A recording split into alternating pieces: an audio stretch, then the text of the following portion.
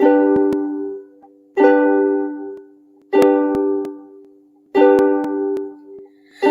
all have a story, we all have a tale. Well, there's a place I've come to know well, led by a man named Sty. He's full of stories, he is quite a guy. Sit around the campfire and hear him tell his tale. Some may be able to relate to him quite well. We're all just people looking for a place to go. Well, Sty has made one, and it is quite a show. Come meet Sty, he's quite the guy.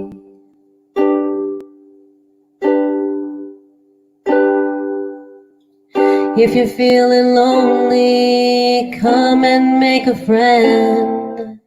If you need a story, on Sty you can depend. His voice is soothing like a lullaby. Sometimes he brings a tear to my eye. Sit around the campfire and hear him tell his tale. Some may be able to relate to him quite well. We're all just people looking for a place to go. Well, Sty has made one, and it is quite a show. Come meet Sty, he's quite a guy.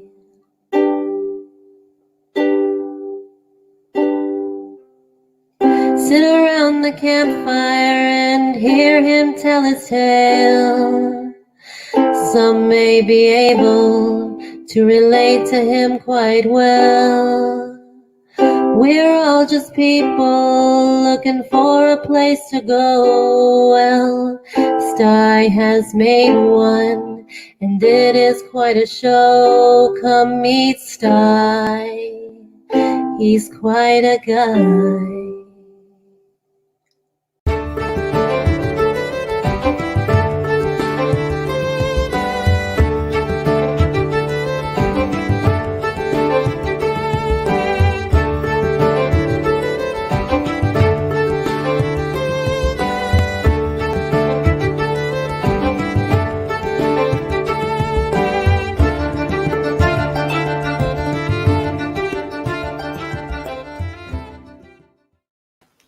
Well, good evening, everybody. Sty Story Sunday. Hey, I want to welcome you all here for a good Sty story and some fun chat with folks. Yeah, we got 15 folks in the house already. Hey, don't forget to share it out, folks. Get your friends on over. I'm going to pop. Oh, wow, jumped right up to 19. Yeah, folks are coming in. I got a couple of friends in the basement. One's not in her chair right now, but I'm going to pop her up there anyway. Oh, guess who that is? And, of course, everybody knows Spicy. There she is. There they are. I see how I rate. Sty introduced an empty chair of Crazy Ann before you introduced me. Yeah. I mean, that empty chair looks so good. I couldn't help myself. The chair looks good. We might have to bring him out early then. Hey. What's that? We might have to bring him out early then. Hey. Behave. He's comfortable back in the corner. You're like Gazoo. Yeah. Okay, I gotta say hi to all the folks that showed up tonight so far. Sorry. That are out there in the chat. We've got Aiden Ears out in the chat, Crazy Ann, of course. And then we got Eric Pollock. And we've got Computer Chick Productions is here. Great. And we've got Gotcha Gun, Kimberly Ferris, and Smoking Joe E. Great to see you. Somebody else just, well, Yeah. Phil had to get his name typed in there real quick. Hey, Jason Staver, good to see you. Just popped into the chat. So I hope everybody's doing well tonight. No, gotcha gun. No, sorry. Please don't be asking to be a mod. I pick my mods. They don't pick me. I'm sorry. It's just the way it is. It's just the way it is.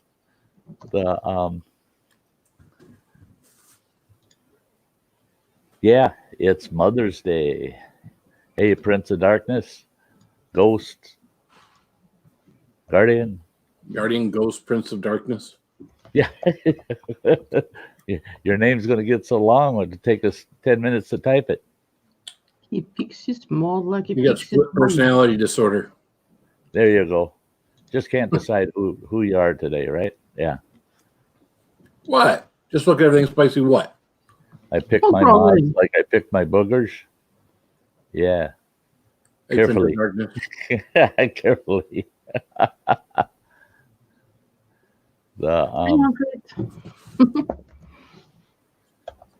Computer chick want to mess with me, woman? Oh, come on, gotcha gun. Don't be repeating that. I just told you that and to repeat it twice in a row like that right after you had asked the first time, please don't do that. Hey, Hunt for a Heat. Cindy tonight? Monica, what's up, girl? Is it the whole bunch? Hey, Or is Monica. it just Cindy? And there's Lori, Jay. Hey, good to see you, Lori. All right, that does it. Would somebody please block him? Yeah, I'm trying to flag stick. Thank you very much. Yeah. He's gone. Get Yeah. timed out at least. I don't know if you want. No timeout. That was Just gone? flat out defiance. Yep. There's no reason for it. And we all know that's disrespectful is what that is, especially when I was kind about asking him not to do it. So, yeah, and they're busted. And that's the rule of the house, folks, is respect. We show respect to each other. And the minute someone starts being very disrespectful, they don't stick around in the shack long. Yeah, there is a door in the shack that you can end up going out it just as quick as you came in. Yeah. Hey, amazing drop. Have you shared it out, Phil? I shared it out on my me, Tim. Yeah, if he's a kid, shouldn't be here anyway.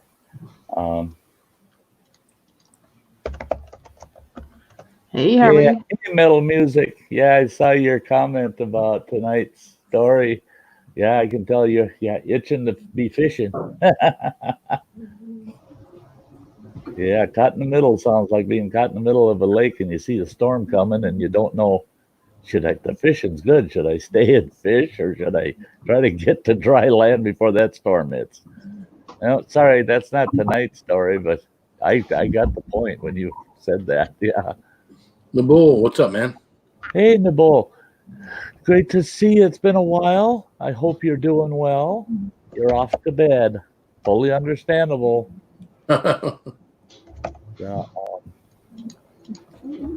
Mike got a grill today, and he's fishing up supper. There you go. That sounds good. Hey, Patriot Rob, good to see you. It's been a bit, yeah. Been out camping with my brother the last couple of weeks. Awesome. Oh, yeah, you're going to make me jealous there. I'd love to be out camping. They still won't let us disperse camp.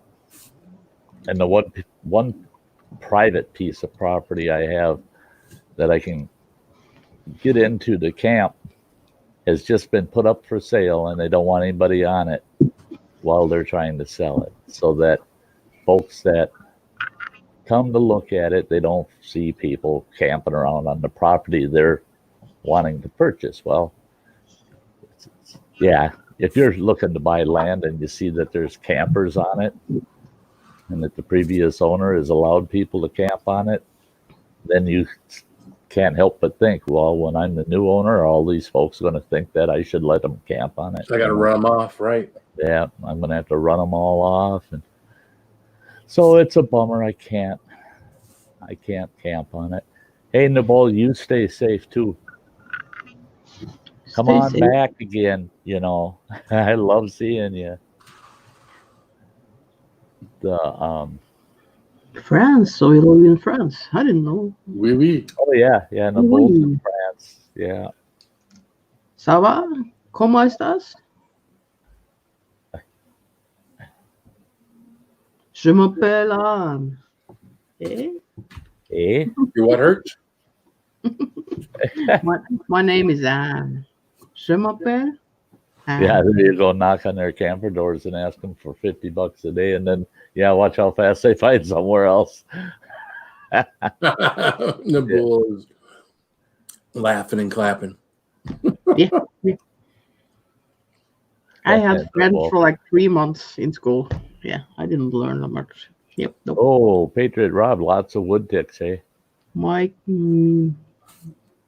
I just treated, what do they call that? Permit something. I treat my gear with that every year. And I don't speak French. My wife treated all my hiking gear. Just in case. I haven't seen ticks yet. I was out hiking around, walking through some pretty tall grass, and kept checking, but no, didn't see any ticks. So I'm lucky. What is that last emoji? Oh, that's north, east, west, south. Okay. It's a compass. It's a compass. In case somebody gets here and they don't know how to get back. Well, I don't know. I don't know how to read a compass. I'll be lost anyway.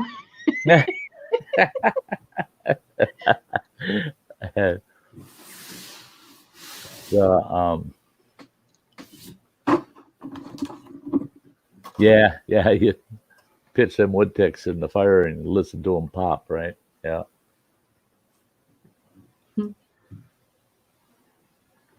Well, if you yell at me in French, it maybe sounds like a little sexy, you know. Yeah. Maybe.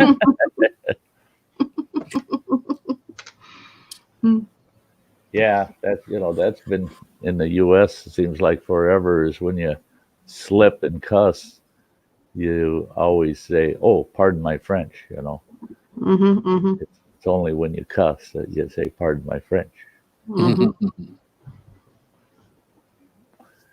Yeah, I don't know what everybody else's weather's like, but mine sure is weird. I got a couple days of good weather coming. It's supposed to hit almost 60 on Wednesday, but then from Wednesday all the way till Saturday, between 70 and 90% rain every day. So here comes nice weather with a lot of rain with it. And of course, I'm getting it right after you. Oh, yeah. Yeah, Tuesday and Wednesday is in the mid to upper 50s. Thursday and Friday are thunderstorms, 67 or 71.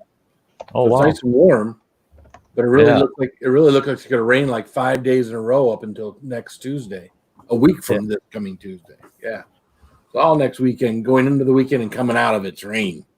That's for us too. It starts Wednesday, and I just looked at the forecast through Sunday, and it's all rain. Yeah. So from Wednesday to Sunday, for sure, it's all rain. Now, of course, that's going to change 10 times between now and then. Yeah.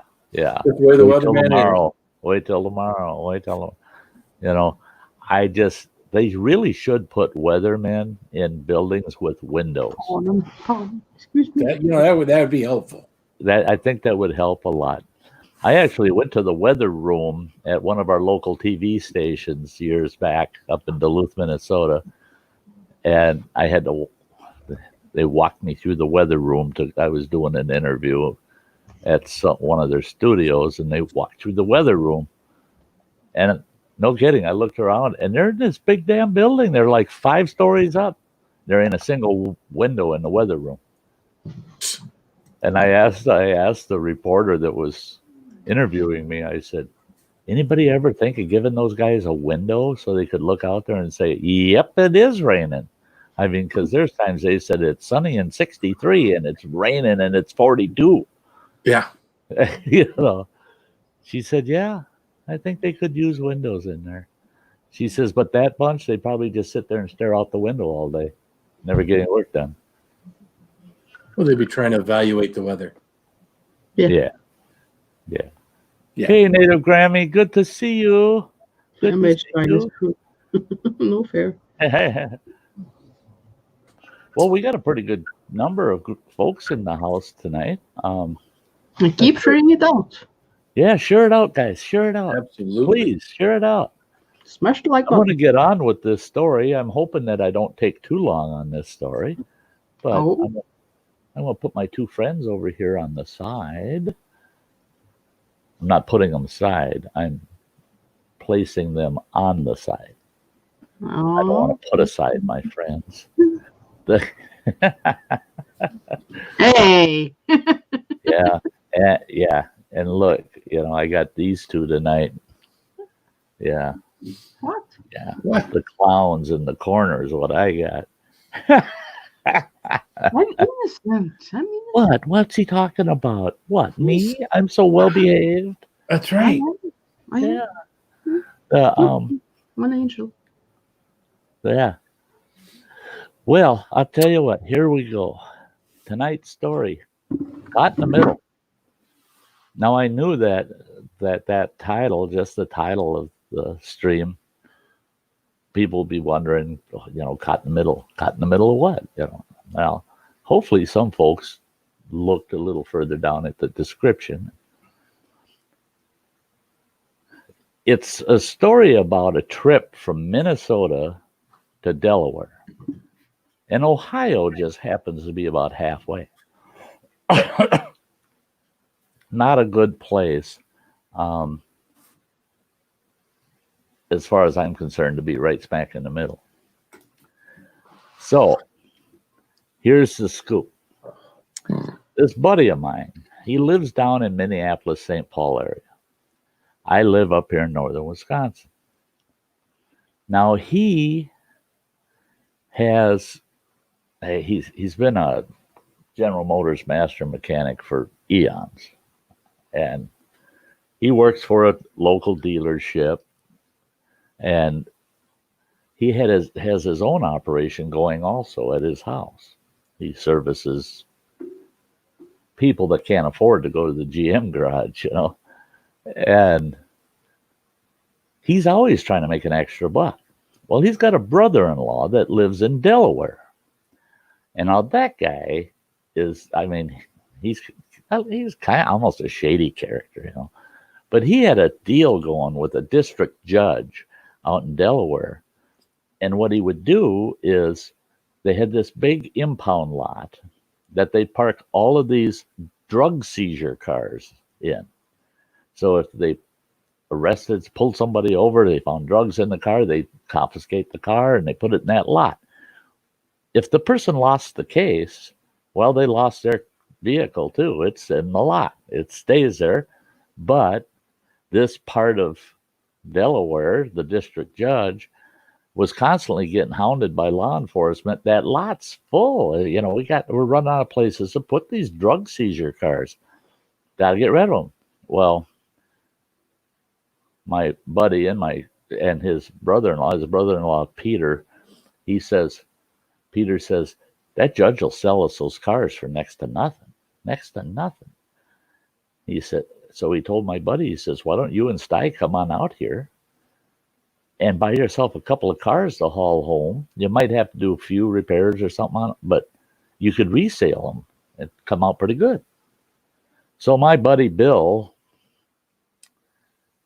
he decides that's a good idea. So he calls me. He says, Sty, how quick can you get down here to Minneapolis? I said, it's 4 hours. He says, well, you got to get your tail down here. I said, why? And he goes, we're going to Delaware. I said, what in the hell are we going to Delaware for? He says, to buy drug seizure cars.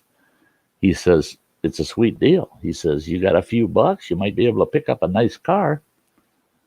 I said, well, I got a few bucks, but I don't know if I'm buying a car in Delaware.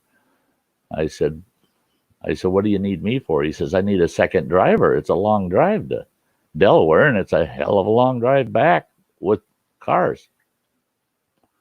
I said, okay. I get down there, and he says, throw your duffel bag in the back of my truck. We got to get to the airport. And I said, oh, we're flying. This is cool. We'll fly to Delaware and drive back. That's cool.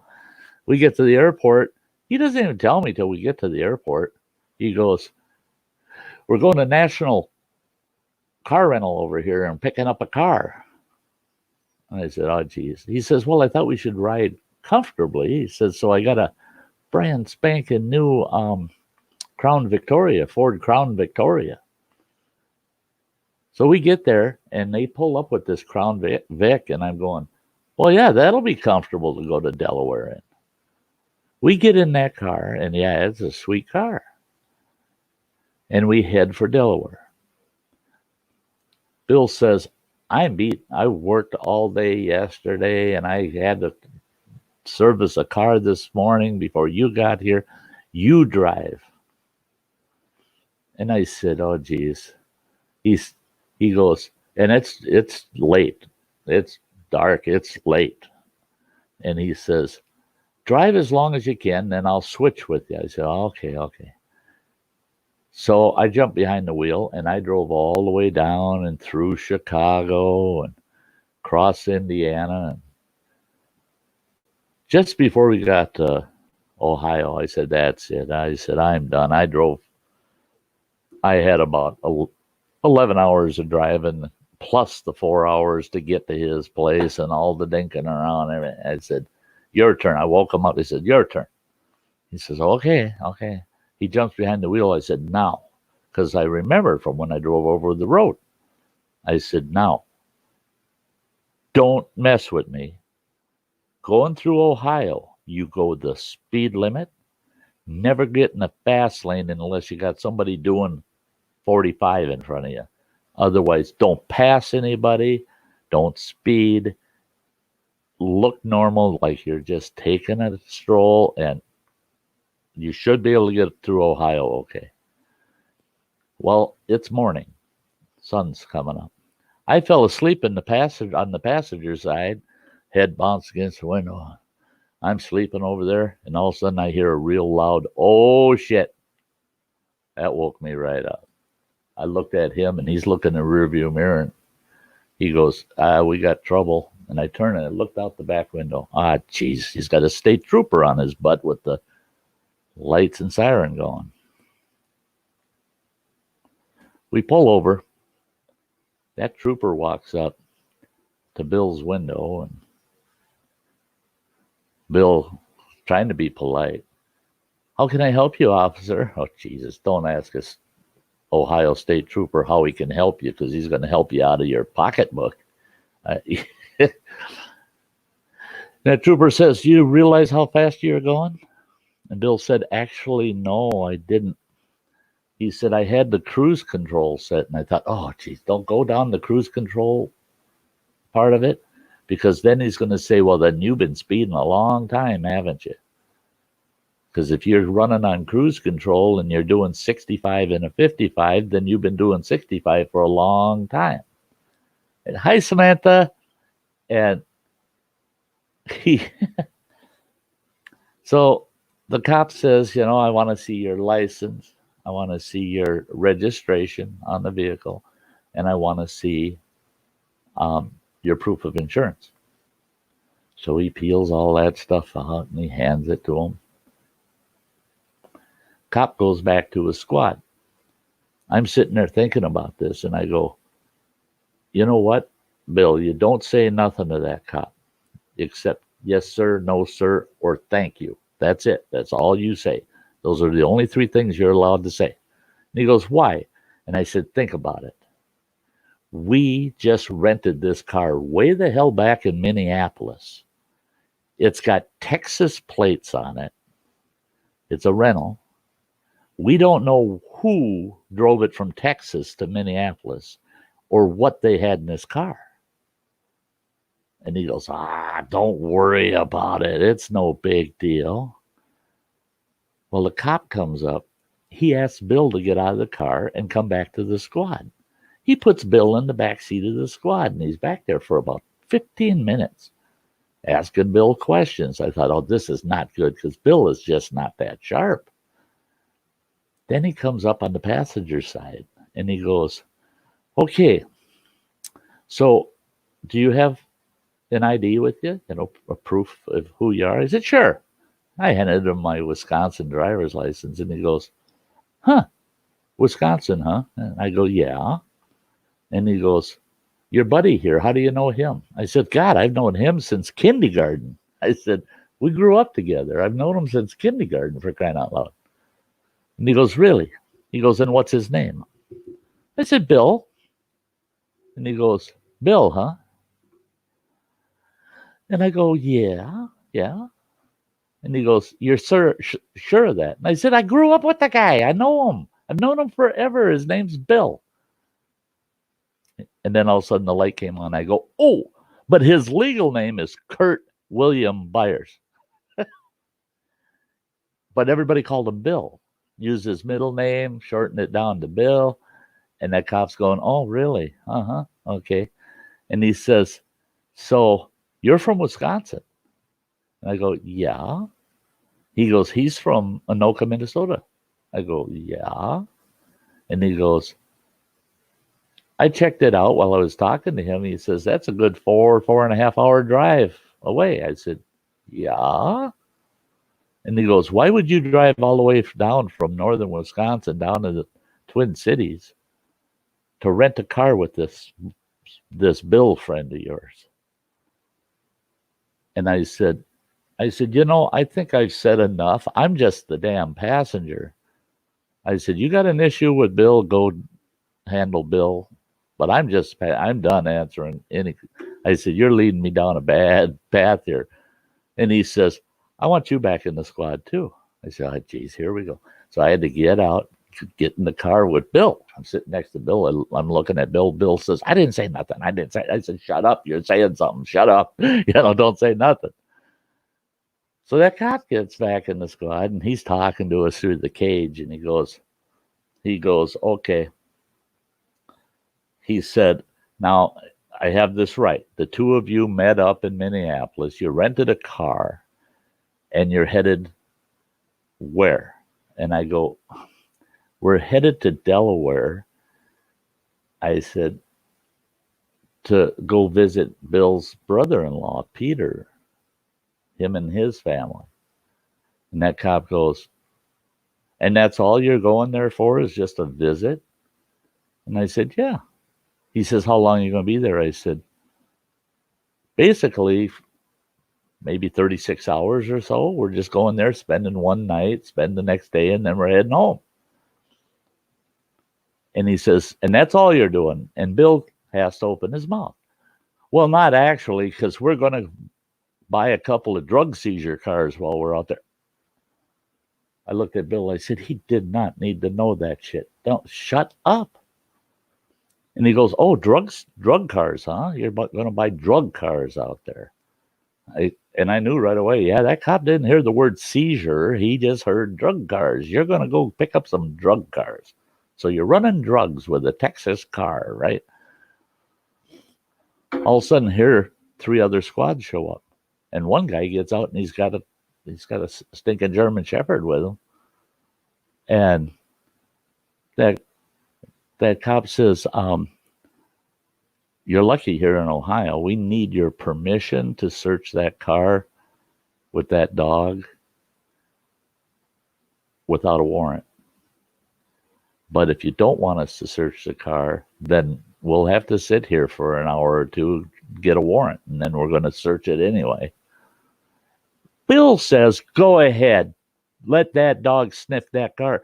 Neither one of us do any damn drugs. We're not druggies. We don't do drugs.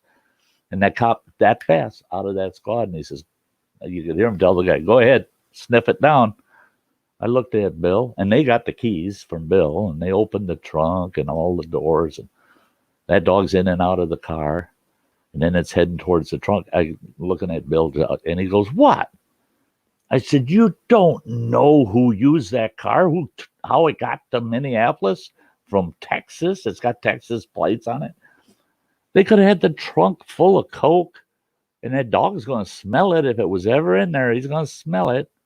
They're going to tear that whole trunk out of that car and it'll lock us up. And I said, there's no drugs in that car. How the hell do you know there was never drugs in that car? Well, the cop come back to the car and the dog's busy sniffing out the trunk now. And Bill says, how do we know if that dog finds something in there? The cop says, oh, you'll know. He says, you'll know. That dog get real noisy, real fast, he said. So both of us are sitting back there. Nice puppy, nice puppy. Yeah, don't get excited, puppy. That poor cop, he just could not get, he says, first of all, you don't know your friend's name. He says, second of all, you live in opposite states of each other. You meet up at an airport and you get a rental car and you're headed to Delaware to get drug cars. Yeah. It might be sound far-fetched, but that's the truth. Yeah, that's where we're going. That's what we're doing. He says, I just don't trust either one of you. He says, I don't believe either one of you. And I said, well, your dog didn't find any drugs in the car. You didn't find any drugs in the car.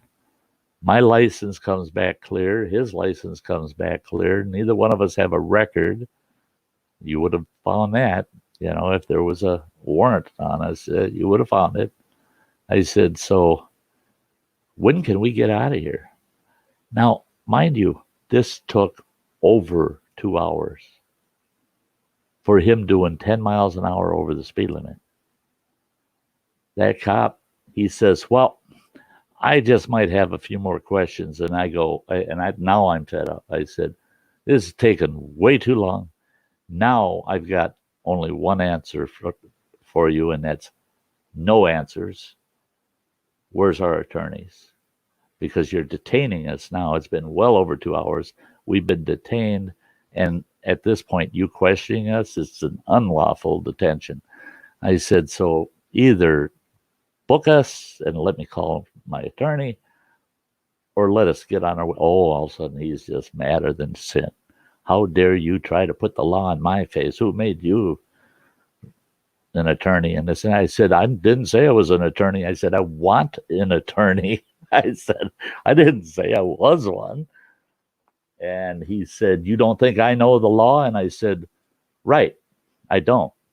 I think you know what it is to be a police officer, but I don't believe that you're an attorney either. And I said, you're absolutely right. I said, and I think the only way to settle this is for us to get an attorney. Oh, then he got pissed. Get out of my car. Get out. And he gets out. He opens both of you out of my car. Get out. Get out. He's just pissed. Now get in that damn car and get the hell out of Ohio. I better never see either one of you again. Okay, we got in the car. I'm driving. I told Bill, you're never driving through Ohio ever again. I got in the car. I pull out. I'm doing the speed limit. They were up to 7 squad cars there for doing 10 miles an hour over the speed limit. I'm going down that Ohio interstate, 55 mile an hour speed limit. I'm doing 50. Go ahead, honk your horn, drive around me. I don't give a shit. I'm not going over 50 till I hit Pennsylvania. It ain't happening.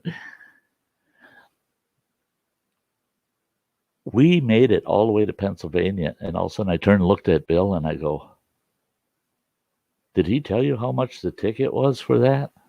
And he goes, yeah, it was like $286. And I said, did he write you the ticket? And I'm kind of giggling, and he goes, God, no, he never did give me a ticket. I said that. He was so flustered. He forgot to even cite us for what they originally pulled us over for. So at least it didn't cost us $300. It cost us about 3 hours of inconvenience, but we didn't have to pay the fine. But that's what happens in the middle between Minneapolis and Delaware.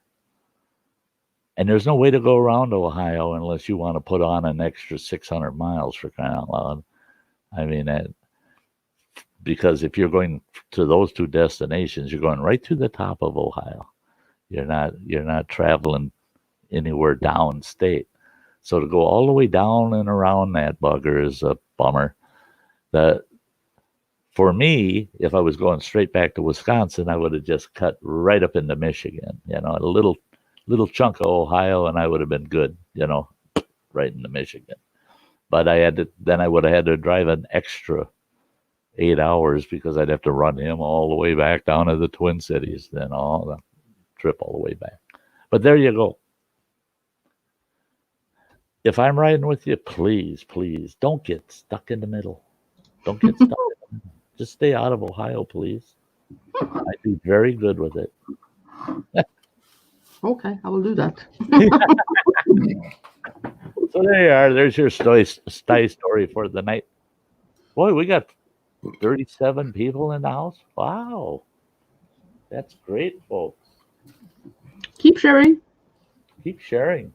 Yeah, I see people talking about the cops and stuff. I realize it's not really a story that anybody'd be too terribly shocked about, but just thought I'd let you know. Yeah. See, Jeep Hard Life, that's the thing in Ohio too.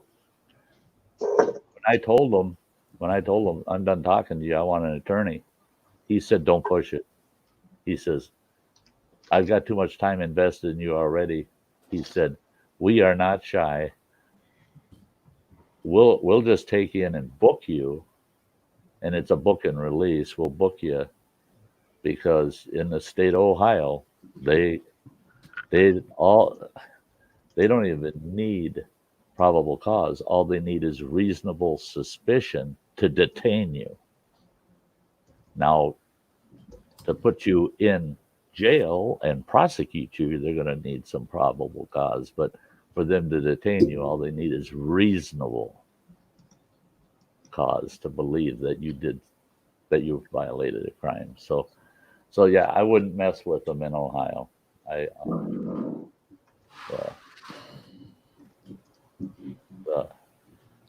Was quite a detailed story. You remember it quite well. Oh yeah.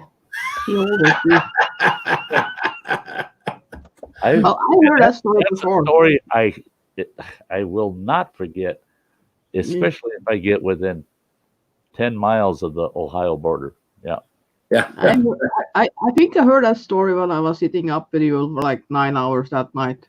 I think it was I remember discussing it with you, and yeah, it was on my Sty Story list. And that was one that got picked for tonight, and I thought, I told a couple people that story, but not in a story form like that, but no. in a discussion, we talk about it. Yeah. Hey, Eric, we'll see ya. Thanks for being here. Hi, Chowder. If the driver was ugly. Yeah, yeah. Pull you over just for being ugly. Mm-hmm. The AWH. What's up, WH?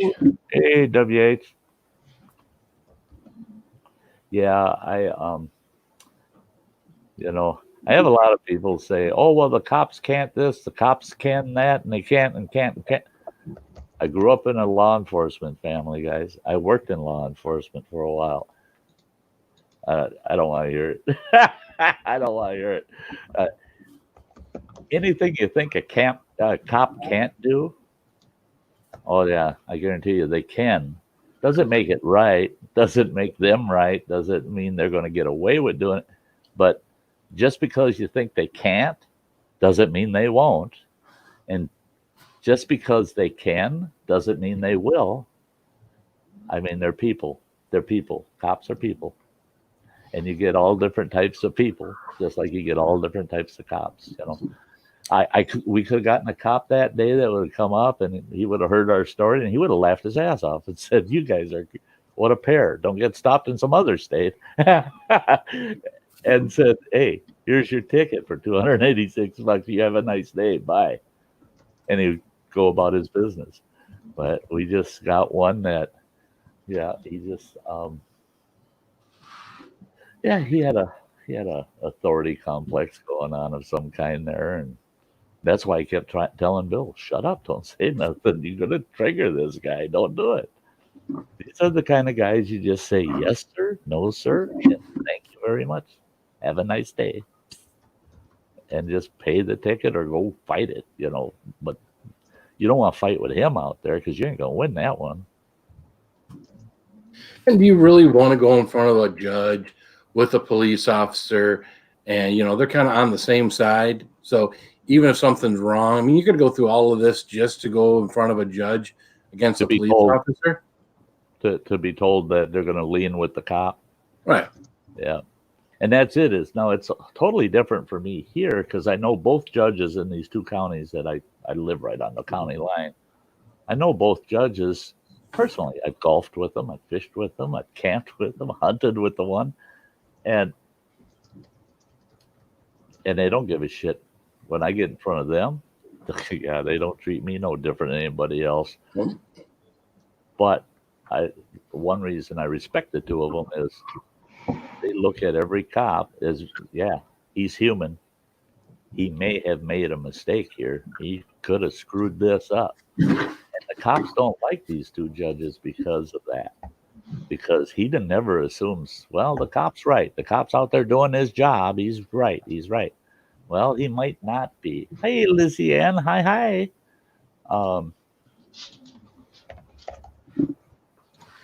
Yeah. Hey, driver, you've been accused of being too damn ugly. How do you plead? Ugly. Yo! Big cutback here in Ohio. Now they just put one trooper behind every billboard and laid off the rest. And that's one thing is Ohio's not the only state like that either. There's other states where traffic is huge revenue. It's huge revenue. Wisconsin, in fact, state troopers, that's all they're there for, really. They're traffic officers. State troopers are traffic officers. They don't go deal with domestics and robberies and things. They deal with traffic. And their job is pull you over for a traffic violation so that they can make contact and see, are you drinking? Ching, ching. All of a sudden, the state's making more money on that one. Are there drugs in the car? Oh, ching, ching. We get to keep the car. So it's a revenue issue for the state troopers here. And the county officers and the local PDs don't care for the state troopers. They really don't, because that's not the way they want their counties run, And yeah. Hey, Joey, you got a brother that's a county cop up near me? If it's Ashland or Bayfield County, we'll have to get together somehow, and you have to let me know who, because I know virtually every county deputy we have in those two counties. Oh, it's in Burnett County. No, I wouldn't know him. Wouldn't know him. Is your neck hurting, Phil? What's that? I just asked him if his neck was hurting. That's my back, but yeah. Okay. Why are you hurting? Spending too much I time don't in that car? Bouncing around? Just one of those days, Sitting in weird positions I'm playing, I guess. And his wife. Jersey City Cop.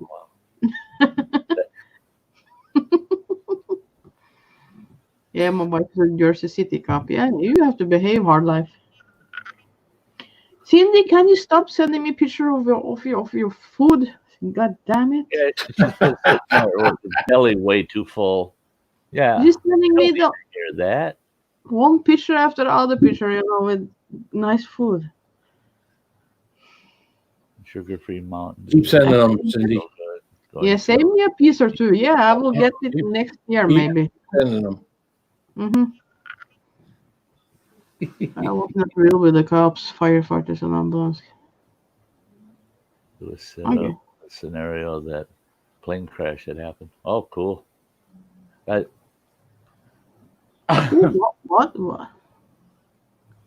I was a first responder on fire department for 15 years, and I used to love when we do the helicopter rescue drills and get out there and prep the landing pad, and they go out and they put a med dummy out in the woods, and you got to go out there and you got to get them all strapped in and get them out to the pad and get them to the ambulance and get them off. Yeah, those drills were fun. When it was the real thing, that all that drill went really out the window. So much of it, it was just like, yeah, you don't realize how chaotic it gets when it's real. I mean, it really gets chaotic, and it's like they didn't drill us in this. We had one where a car went down off of a ravine, and I was driving the fire chief's big 1-ton truck. It's really our brush fire truck, and I got to the scene before even the ambulances were arriving. None of our fire rigs were there yet. I got there and I looked down over the rail and I'm going, holy God, that car is down there about 90 feet. And it's steep, really steep. Get down there, and where the car was at, it was kind of like that waterfall I was at. It was up against this big tree. Beyond that tree, they would have gone another 90 feet easy, and right down to Lake Superior. And I get down there, and this fella that was driving that car, he weighed over 500 pounds. He was like 515 pounds, they said. You should have seen us trying to get him up that hillside, because we couldn't take him down. There's no way we could take him down because we're taking him right down to Lake Superior. It's all steep rock face and big rocks all over. There's no way we could take him down. We had to bring him back up. And these guys, oh my God, we had 8 guys on the litter, and that's all you could get around it, is 8 guys. And you would think, well, if you split up 500 pounds by 8, that's not so bad. Well, it's not so bad, except that hillside was so damn steep you could barely get up it yourself. And they're just like, how are we going to get them out of here? I said, well, we got this front winch on that fire truck I was driving. I could run up there, hit the release, and come down the hill with that cable. And they go, what are you doing? I said, we're going to tow them up. And they wrapped the cable on the end of the litter, and they kept them off the ground while I winched them up the hill. And yeah, they never trained us for that crap. They never trained us at all. And that big guy kept trying to get off the litter. He said, I think I could do it on my own. He had a busted ankle. It badly broke. And we had him in an air splint. And I said, you can't get off that litter. No. You need us to get you up there. He goes, I think I can get up there safer than you guys get me there. I've heard that so many times. Don't you drop me. I don't trust you guys. Heard that so many times. You're going to hurt me. You're going to hurt me. They're yelling at you. And we're going, we're trying to save you.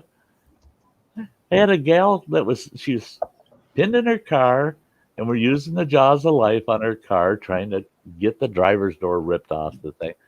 And every time you stick that jaws of life in a gap and start running it, she starts screaming, you're going to hurt me. You're going to hurt me. I told her, we're trying to get you out. We're not trying to hurt you. She says, if you hurt me, I'm going to sue you. And I said, do you want us to leave you in the car then? Maybe we could give you that choice. You just stay in the car. Problem is the car is going to be hauled off to the junkyard in about an hour. And you'll have to take that ride. You better not hurt me. We're not here to hurt you. And we always told people, this will hurt when we'd have to move them sometimes. We tell them flat out, this is going to hurt. This is going to hurt. And that always goes better than lying to them. Oh, you'll be fine. Don't ever tell somebody that's been a traumatic accident, oh, you'll be fine. You're going to be fine, just fine. Don't you lie to me. I'm dying and you know it. You're not going to tell me. No, just tell them, hey, you're in rough shape. They'll take care of you. Once we get you to the hospital, we'll get you there. Maybe a couple pieces, but they'll take care of you there. You know? Yeah, you're in rough shape. You really are. They like the honesty.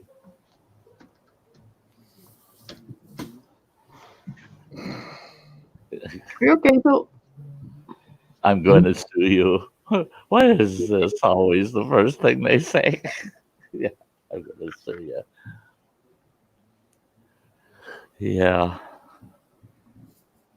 I'm always in rough shape. Always in rough shape. Yeah. Yeah. Izzy knew that we could be tracked down. I'll be back shortly. Okay. Okay, shortly. Who are you calling shortly? You are short. I'm not short. There you go.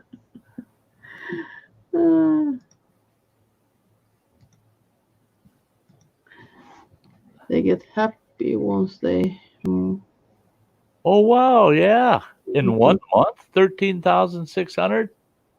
Hey, if that's right, that's pretty damn good. How can you get 13,000? I don't know. Are you sure about it's hours? And not minutes? Yeah, because then you have to have a lot of views. No kidding, because the 13,000. I'm still at 4,000, you know. And you are. Well, in a year, I'm at 17,500 Yeah. in a year. Just 13.6 hours. Yeah, that's different. Yeah. Oh, okay. Okay. That was something else. Yeah, because 13,000. Yeah, 870 minutes watch. Yeah. Yeah. I got double vision. I see 2 styes. Well, I can put the mask on and you will see 3. Hey, no. Native Grammy saying, I told my grandson I am vertically challenged when he had to help put the big canopy up. He's a lot taller. Yeah. I'm 6 feet tall. I used to be 6'1", but yeah, my spine's taken too many hits. I lost an inch. But being a little taller, yeah, you get asked quite often. You know, could you reach that for me? Could you do that for? Would you stop it, Ann?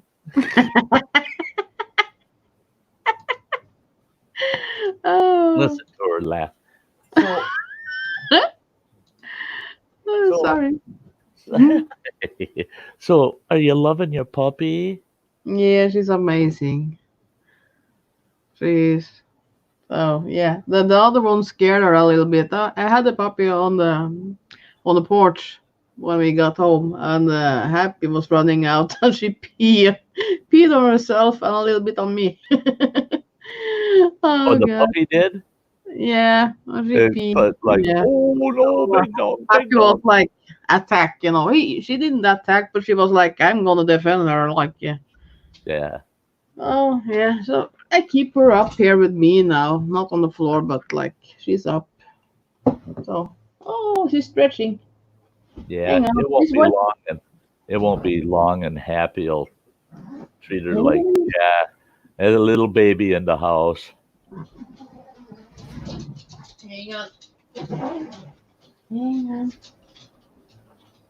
Oh no, she went to sleep again. Okay. Hey Tim, hey Kirk Whipper, good to see ya. Yeah.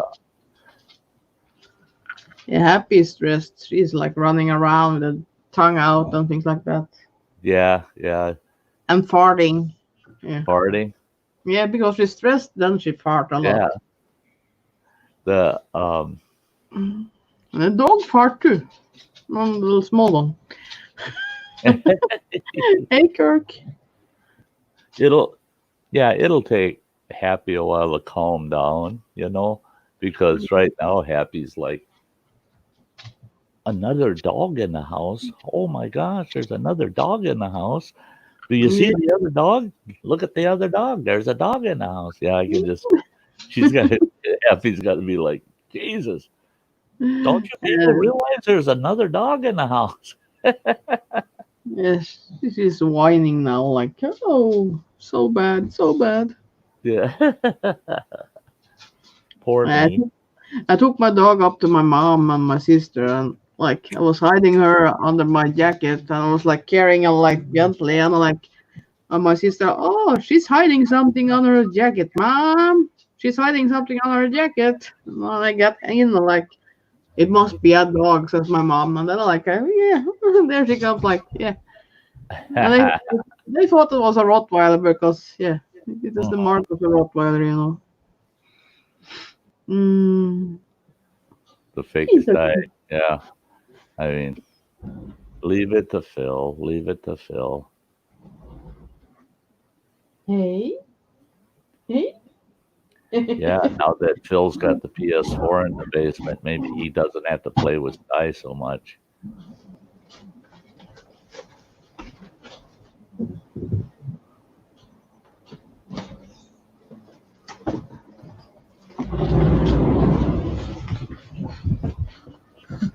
There he is. Too doggone cute. I love the white socks. Yeah. You feed it? There's the other one. Yeah, Happy's like, oh gosh, is there room for me? Is there room for me on that lap?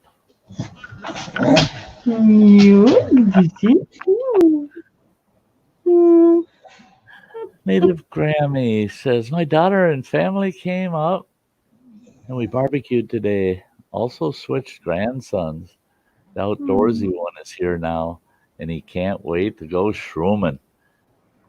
We lose track of time out there. Oh, I bet. Yeah. That's my one grandson. He came and spent the summer at camp with me up at the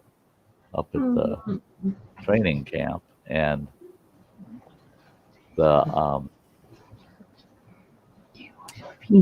kid just loves the outdoors. I mean, I couldn't get him to burn out on it, and we lost time a lot. We went on a lot of hikes where we were coming back into the homestead well after dark because we just lost track of time. And when you're out there with someone that really loves it, it's different. Hey, scrapping together and D-Bag. Good to see you guys. Hey guys. Yeah, D-Bag saying happy Mother's Day to all the mamas out there. I'm a mommy now. I'm a mommy. I have two.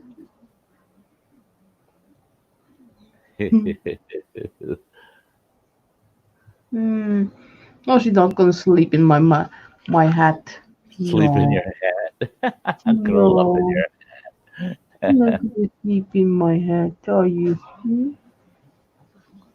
And you, what you doing? What you doing?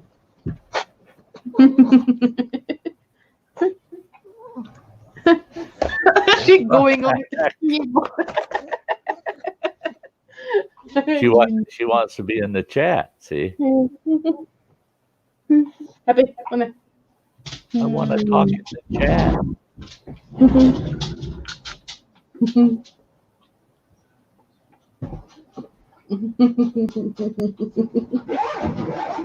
Hey, Samantha, I thought the song was wonderful. I thought your song today was just wonderful.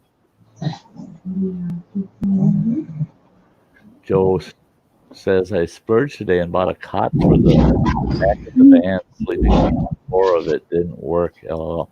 Yeah, I did that. My pickup truck, I got that pop-up tent that goes on the back of my pickup truck. And my first time out in it, I thought, if I throw some good padding down on the floor, I can just sleep on the floor of the truck. I found out different. No, that wasn't comfortable. So then I measured it, and sure enough, the cot fit in there good. And now in my adventure trailer, I'm going to be starting on that this week. I'm going to be putting a Murphy bed in that, so I'll have a regular single-size mattress. Should be pretty darn comfy. Hey, Ariel, good to see you. Mhm. Yeah, and Phil will say hi when he gets back.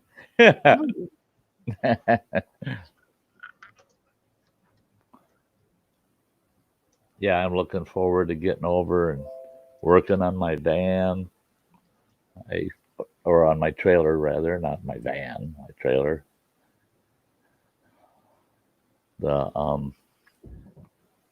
Guess what came in the mail for me at Mom's house yesterday? I love that. Guess what I got Guess what? from Yeah. so and so yesterday? How in the hell are we supposed to guess? Yeah, we can be Pink sitting elephant? here. You get a pink elephant? Banana? I don't know. Yeah. Cucumber?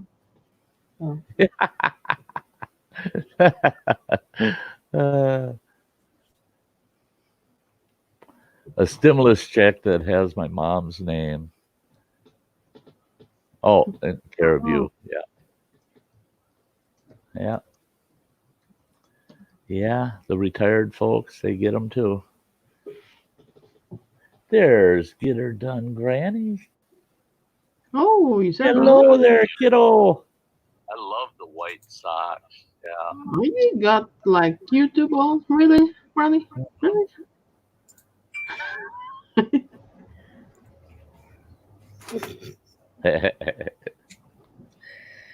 Doing 10 things at once. So did you enjoy your steak? Oh my God, I'm so stuffed, I'm dying. I enjoyed it immensely. Oh, did you get your sticker yesterday? Your letter, Native Grammy? Stickers? Granny? Me? They're out. They're out and coming. Yeah, he was asking you. Now some addresses I got a little late, so theirs will be a little later, not much, but yeah. Yeah, no, I didn't. Native Grammy did. Cool. Oh. Time for sleeping here. Good night, everyone. Take care. Thank you for the story, Sty. Hey, have a good night, Monica. I love you. You have a very good night, Monica. Thank you so much for being here. Thank you. Happy Mother's Day. Yeah. Yes, happy Mother's Day. I'm a mommy. Yes, I you got are. kids. I got 2 kids. A pretty new baby. Yeah, Native Grammy. It's just thank you for being a member. I mean, yeah.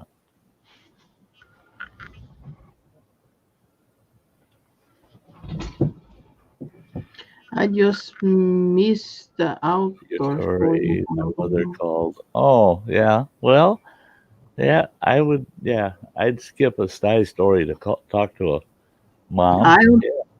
I don't have you, Ariel. So yeah, we're keeping the panel kind of slim tonight. I'm not going to be running terrible late. Probably around the 2-hour mark tonight. Last night got really late for me. I just did not the last stream. I didn't expect it to go that long. It was way over 4 hours. I believe it was over 4 hours. It felt like 8 that night. Hey, John's Travels. Great to see ya. Great to see ya.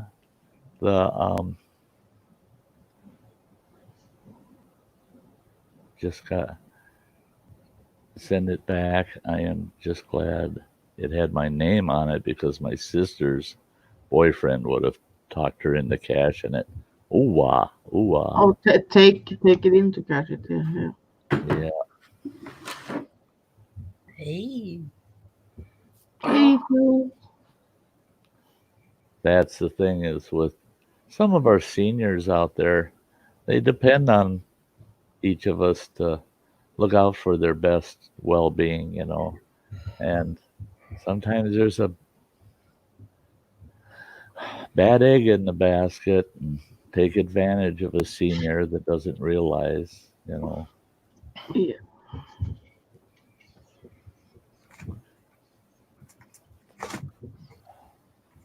What? I don't know. I just feel out of sorts today. You're out of sorts? I feel out of sorts first. I feel restless. I got a little bit of back pain, and I just feel out of sorts. That's just sort of out of it. Is the moon still full? I guess. I don't know.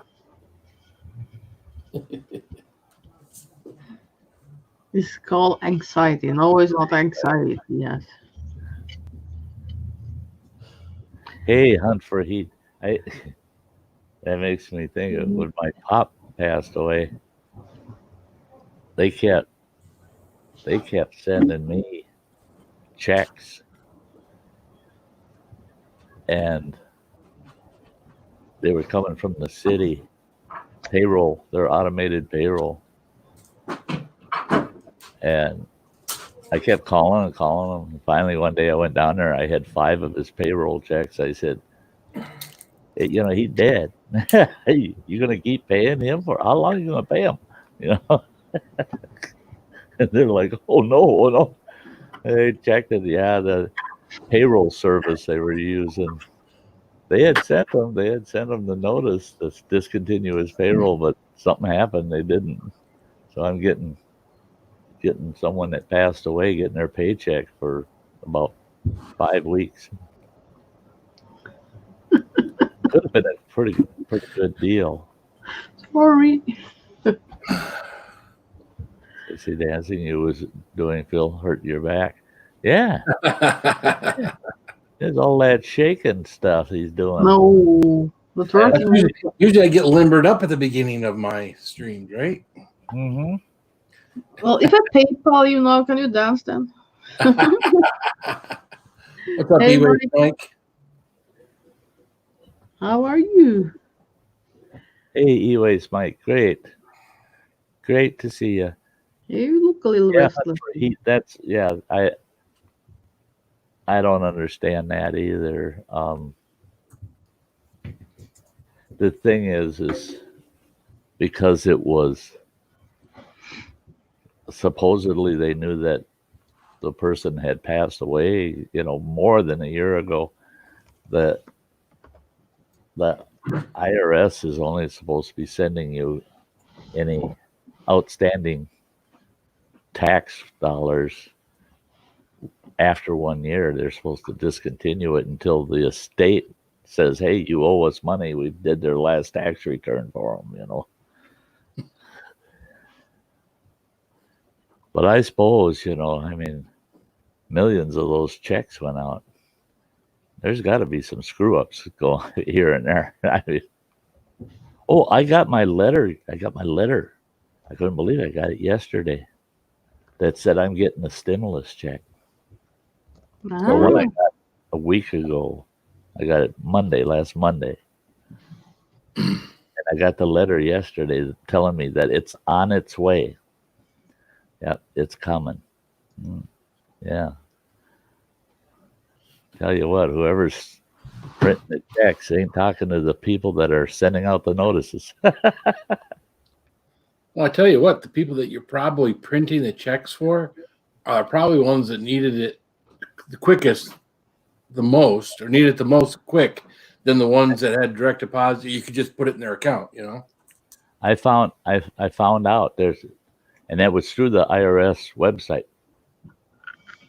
I can't remember the exact dollar amounts, but it's like if you had an income between zero, like if you're a retired person or whatever, between $0 and $10,000, that was the first wave of checks. Oh, really? And then if you were between $10,001 and $24,000, you were the second wave. And then from there up to a certain amount, third, they had 4 waves of checks that were going out.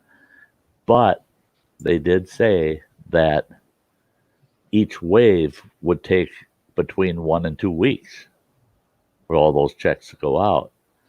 But if you had direct deposit, you get yours the day your category starts. You got your check that day direct deposited. So there was a weird rhyme to their reasons there. I mean,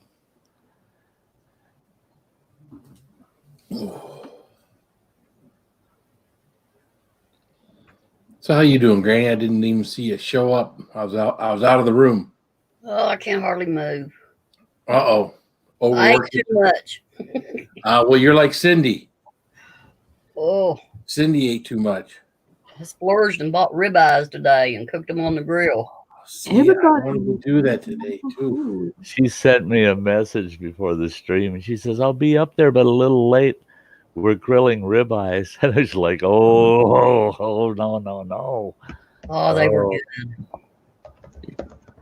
I had steak and tater tots middle of the night last night. Ribeyes, au gratin potatoes, homemade, of course, and salad. Num. How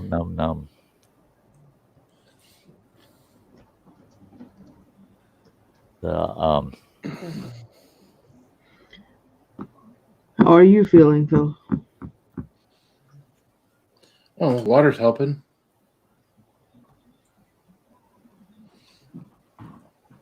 I don't know. Oh, Yeah, Native fucking Grammy. hot dog. They had ribeyes too. Oh, Everybody's eating delicious food. I can eat steak every day if it's available. We had tacos for dinner. I tell you got all what, the that stuff's fixings for high. tacos. The prices are up. I was going What to do time? tacos today, get everything ready so that it's there for after the stream tonight. Never got around to it, so I'll have to do it tomorrow. Did you have a lot of chili sauce on that tacos, Phil? No? Pineapple? Cucumbers? Any Yeah, cucumbers? none of that garbage. No cucumbers? Nope. No No pineapple? cucumbers. I couldn't believe our all of our Latino foods aisle at Walmart is almost picked completely over. Couldn't believe it. Hey, Sassy Shane. Good to see ya. Yeah, it was pretty well wiped out, and I managed to get a box of taco shells, managed to get some tacos, the small taco size tortillas, and then I found one box of those tortilla bowls. I love those. I make those little tortilla bowls and just sit there and eat them like snacks, you know. But it was tough. I mean, oh yeah. And then I grabbed the last jar of hot picante sauce. There one jar of the hot picante sauce left. There was plenty of the mild and medium, but only one jar of hot left. A lot of people been eating tacos lately, I think. Well, it's like the frozen pizzas too. You go back to the frozen pizzas and that big cooler. It's huge. And it's got all those boxes with 12 pizzas in a box, you know, stacked in there. That's almost wiped out. There's hardly a pizza left in there. And it's like, yeah, people are surviving on pizza and tacos right now. Well, the stuff they would buy from Taco Bell and Little Caesars, they're just buying in the grocery store and heating it up at home. That's it. That's it. They're all jonesing because they can't go to Taco Bell or Little Caesars, right? Well, they can, but they don't. So Yeah. I'm telling you, every time I drive by our Taco Bell, that place the line seems to be twice as long as it was before all of this. So, that's all of our drive-throughs, Arby's, McDonald's, Burger King, all of them. Damn cars way around the building for the drive-through, and it's just packed. If you put all those cars into parking spaces, that parking lot would be overfilled. You wouldn't be able to get them all in there. It's like, okay, I'm just not willing to spend 20 minutes in a line driving up to that window. Cherry pie. Yep. Look at Okay, Granny. Granny, that's okay. More food. More food. Got to get the cherry pie out of the oven for the girls. Yeah, baby. Said. My cherry pie.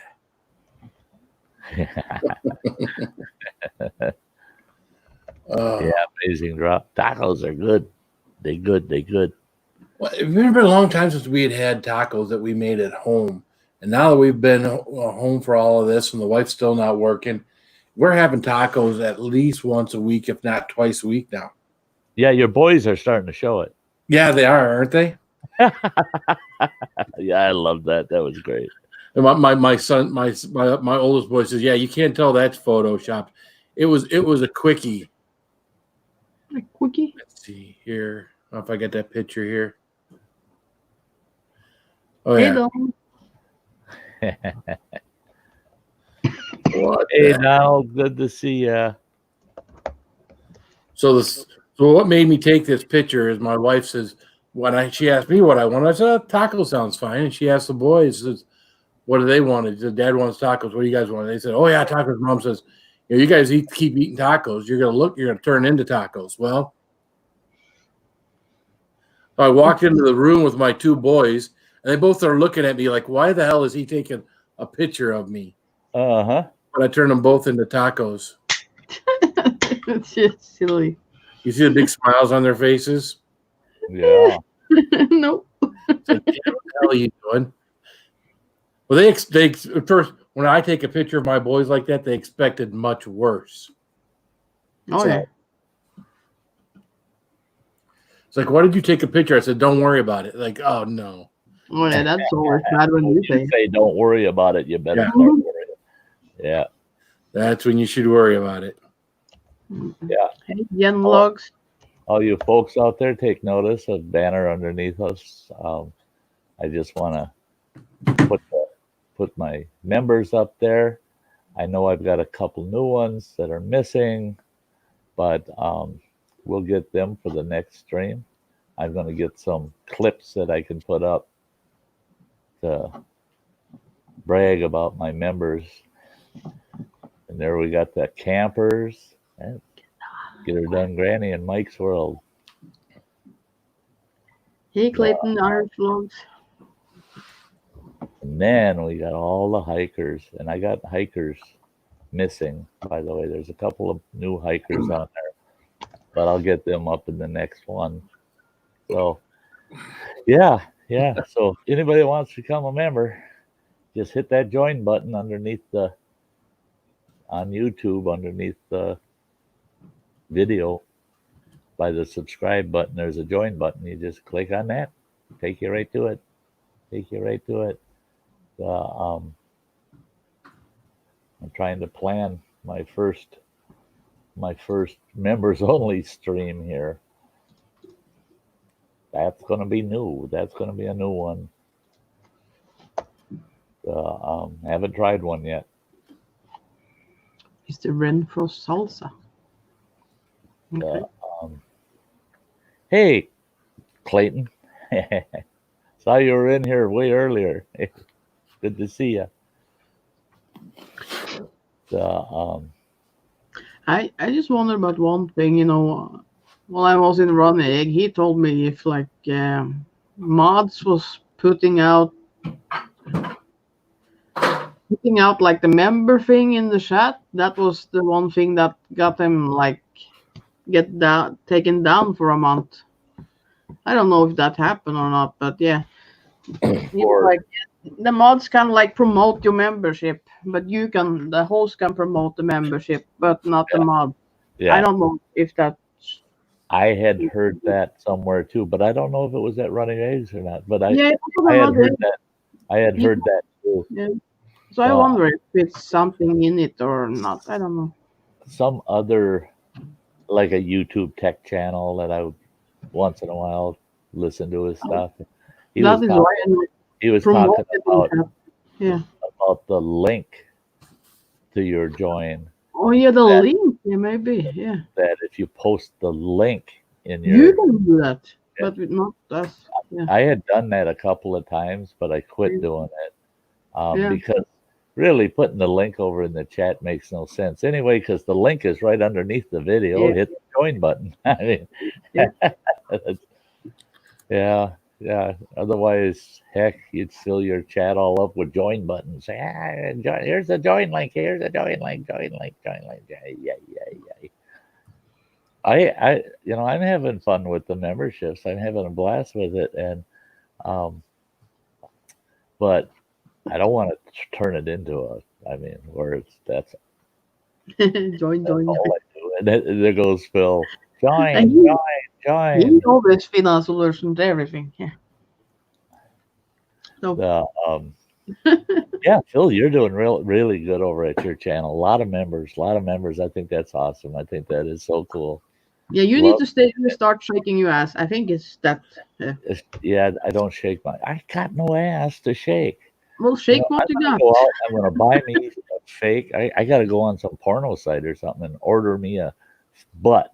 A big one. A nice big booty that I'll cut out 2 holes in the back and stick my hands in like a hand puppet. Well, have a talking butt, You get panties now with ass up every time somebody super chats or something, like women do, they buy like underwear, but with the buns in them. Yeah. Yeah. That just look. That is just strange. Yep. Strange. I mean. But yeah, that's one way to do it, but still. Yeah. Yeah. I'm not wearing no ladies' underwear with inserted buns just to do a Phil shake. What about bra? You can shake. Shake it. Yeah. If not, you have to start training so you can flex it.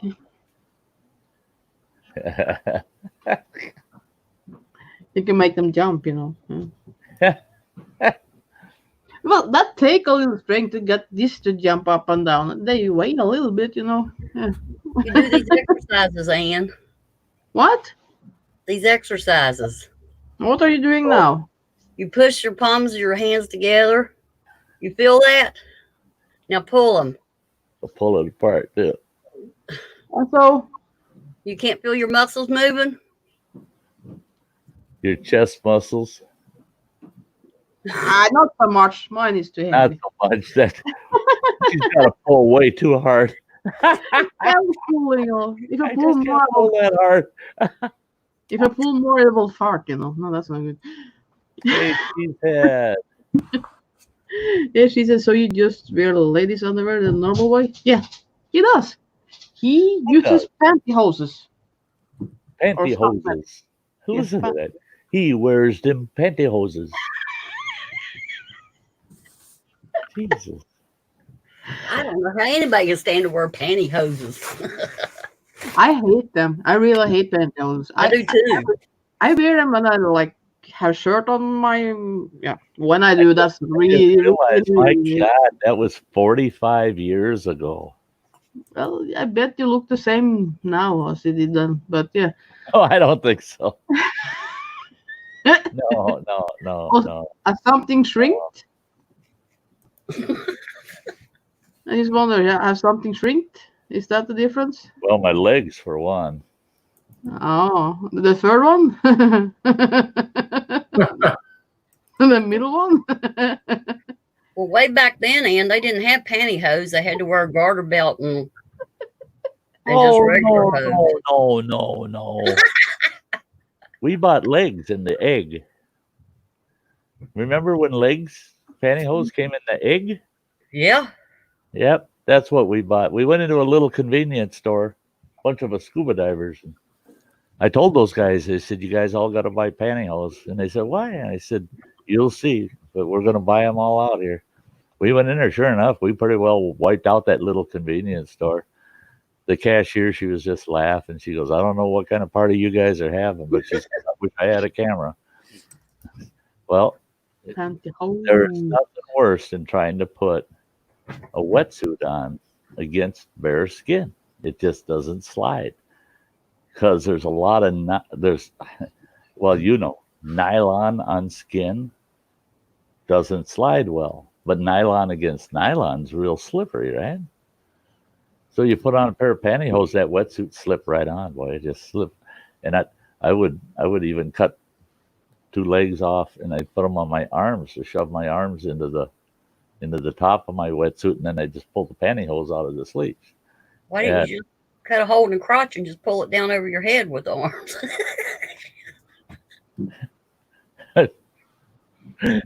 I'm glad you weren't there, Granny, because we probably would have. Oh my God, we can make a vest out of these. Covers the whole top half. We got the bottom half, the top half. Yeah. Bye, plain old truck. See you later. Hey, Bye. see you, Chuck. Yeah.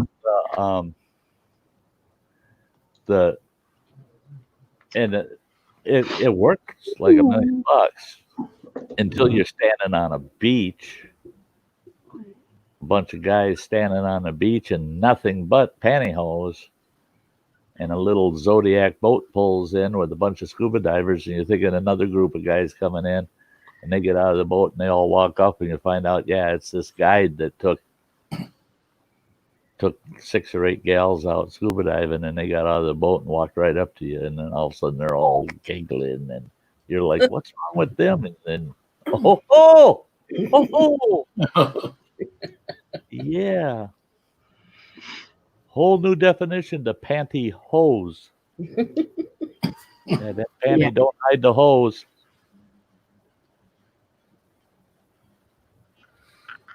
Actually, Feel better, Phil, says plain old truck. No, feeling a little better than I was about a half hour ago, though. Oh, I just had the restless feeling. I don't know, weird. When's the last time you had a checkup, dude? Oh, it's been a long time. Yep.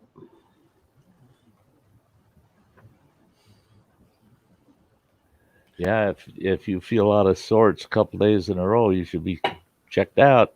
Well, it was a couple of days in a row. I just for some reason this evening, I just started feeling just odd. I don't know.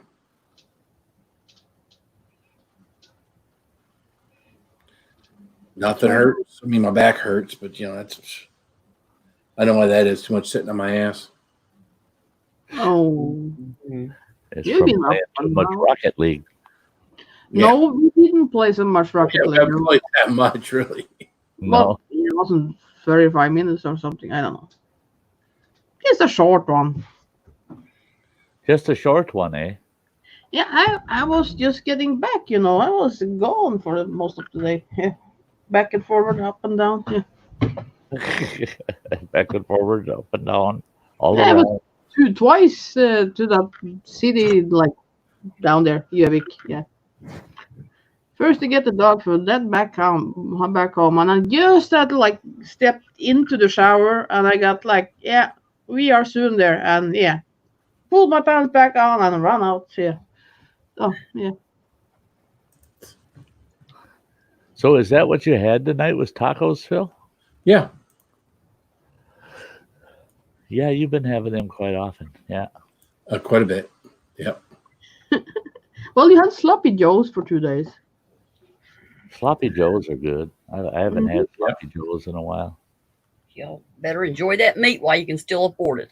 It's done doubled in price here. Double. Yeah. Oh, it's not cheap here either. I know we bought a pound of turkey and a pound of beef ground up because we put the ground turkey in with the ground beef. Right. It kind of cuts the fat down a little bit. Yeah. It's a little less greasy. I think we spent $11 or $12 for the 2 pounds total. I know, it's crazy. So it's not cheap. No, cheap burger right now is $4 a pound. Yeah. Oh yeah. I mean, and that's, you fry it up, and if you were to weigh it, you got maybe a half a pound. Yeah. And you got a full cup of grease. Yep. And you paid $4 for that. I mean, so I was looking at the menu at the restaurant my kid worked at, and the price for a half-pound burger in there, I'm going, that's a sweet freaking deal at the price of burger right now. I mean, I'm like, yeah, I better start ordering from them until I have to buy my own beef, Well, I was watching a video this week, and the guy was on there ranting and raving about the fact that, cows are ready to be slaughtered, and because there's not enough people eating out and things, that they were asking them to euthanize the cows. They're talking about, and yet they're still bringing beef in from out of the country. That's it. That they should cut off all ag products coming in that are actually grown here. If they're grown here, if it's livestock raised here, or if it's veggies that can be grown here that are in season, block that stuff from coming in. Otherwise, things are like, don't block my bananas. Do not block the bananas. I guess it's time to start rustling again. Yeah. Well, you start blocking stuff from coming in, and they start blocking stuff that we've got going out. In many cases, we've still got stuff going out. We still supply a lot of the world with different things. So it's tough to make for someone to make those calls, It's how do you weigh it, Right. It's what products are you shipping to where, if you're shipping a bunch of beef to a country that provides us with a bunch of Bananas. Yeah. Don't deny them the beef. Beneath. Yeah. You have beef for bananas. I'm good with that. Well, and that's it is if they start saying euthanize livestock, now if they can find an external market for it, yeah, fine. Slaughter and ship to that external market, but don't waste it.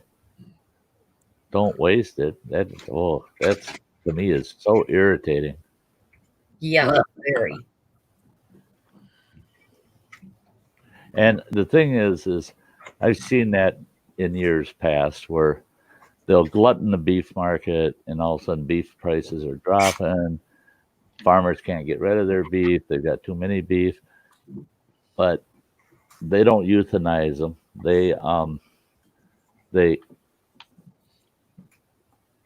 They keep them. They still herd them, and if they've got grazing land, it's not such a big issue.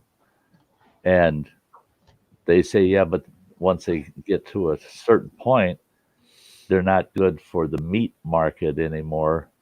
Well, they are, but they call them bologna beef. And I've sold a few steers over the years as bologna beef. The price is much lower, but they grind them up into different meat products like hamburger, bologna, and stuff like that. Because the steaks aren't any good anymore. Because the thing's so damn old and tough. Pressure cooker.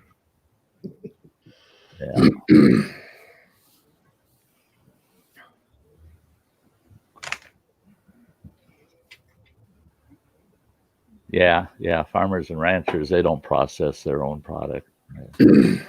That's what we have slaughter yards for, processing plants. And it's been that way for 150 years. It's not something new. Well, they had all those slaughterhouses and stuff. They closed down, right? Because all their employees were coming down supposedly with COVID. Yep. Yeah, So and now that's those, probably what slowed things down here, you know. yeah, and now those plants, they've gone in and they've scrubbed them things, sterilized those plants, and they're coming up with these, you know, reemployment plans where, yeah, like every other station within the plant is vacant so that people aren't coming in contact with each other. They gotta, you know, and the thing is in those plants, it wasn't on the line that they were catching this. It was in their lunchrooms and their locker rooms. Yeah. Because when they're out on the line, they're wearing N95 masks and they're wearing gloves right up to their armpits. I mean, they can't contaminate the meat, but it's when they're on break. They'd all congregate in these little lunchrooms and stuff, and they're spreading that virus amongst each other all over the place. So they're figuring out that, you know, guess what? We're going to shut the lunchroom. You guys bring your own bag lunch and you go sit outdoors 10 feet away from each other and have your lunch. And so they're figuring it out and they're trying to get them back in the process. And that I'm all for. You know, as long as they're doing it well and they're taking care of the people working there, making sure they're not spreading that crap. That's great. Yeah. Yep. The Prince of Darkness is back. Oh, slow cooker. Yeah, Anne's a slow cooker believer. So am I. I love the slow cooker. Oh, the food is so Wanda. good. Hi, Wanda. Oh, Anne. All right, get up and dance, Ty. Yeah, No. get up. Let's see it. Come on. Come show on, Ty. It don't happen, guys. Come on, Let Ty. me straighten myself up. Come on. Come on, I just want to Ty. Oh, I don't. Just Yeah. a little. flex it then. Flex it Just then. There you Yeah. go. Yeah. Do something. Come on now. He did. Didn't you see him? Yeah. I can always put the mankini picture up. Nothing on me shakes anymore. It just flaps. Well, Yeah. mine flops too. Yeah. What can you do? You be in a big, yeah, and you go, yep. It will flap here and there. Fuck it. That makes me think. Yeah, I'm getting a little flabby down under here, and yeah. Hey, Hey, you're Bradley. down there, Phil. Yep. You can always get up and dance for you. There's a Oh, Sty God. dance for you. There Younger you go. days. Those are definitely the younger days. Well, I think you have to like make one that's you and put up there. Then I can accept it. Yeah. I wonder if I could take that little guy and put Sty's head on him. If you do that, don't use it. Send it to me. When you will use it. Send it to me, and I'll use it discretionarily, and not That's so randomly fun. like you. That's no fun discretionarily. I'll find a purpose for its use, but Mhm. Now you know what I'll be working on.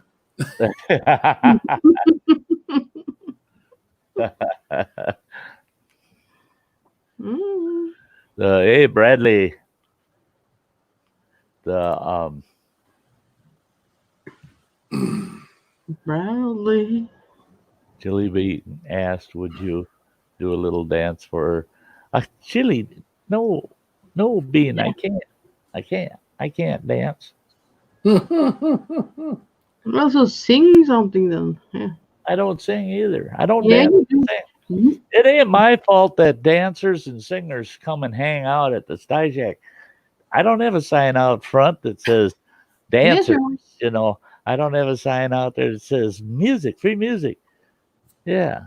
I ain't running no strip club here. Come on. This is the Sty Shack. I'm not sure about that. You're not sure about that? No.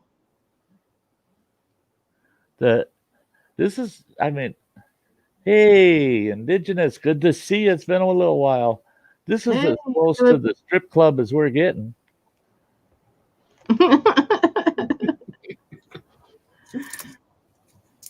Hey, Indigenous.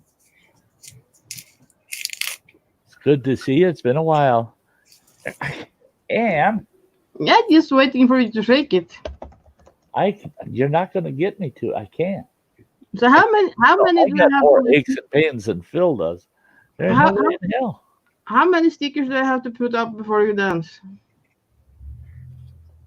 There ain't enough stickers. There ain't enough stickers. I don't dance.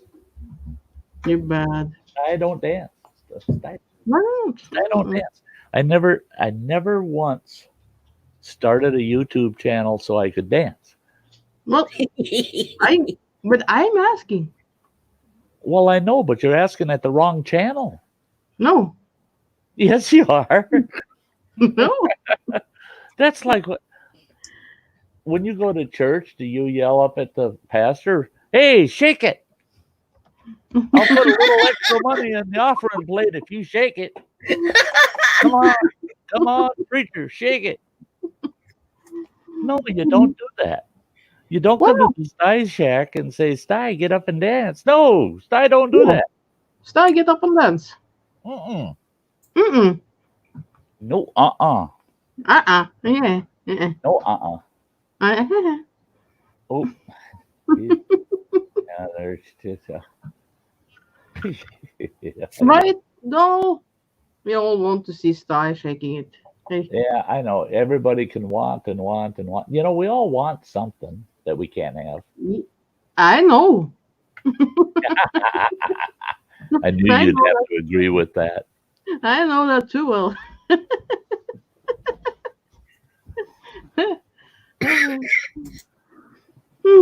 The damn flower shop, they wouldn't deliver the roses to my mom's house. I cursed them out to no end. It pissed me off. Well, they used to. They don't deliver. Yeah, here they're delivering. Yeah. And they're delivering any day of the week for any reason, for any occasion. They are getting a little upset here. 2 of our 5 funeral homes around in the 3 communities here. 2 of the 5 funeral homes are at capacity. They're telling people we can't take anybody because we don't have the space to preserve them for a funeral. We have nowhere to keep them, and the city morgue is only got a few slots left open, so they're saying they're going to have to start burying people without funerals, and that ain't going to go over good. That ain't going to go over very good.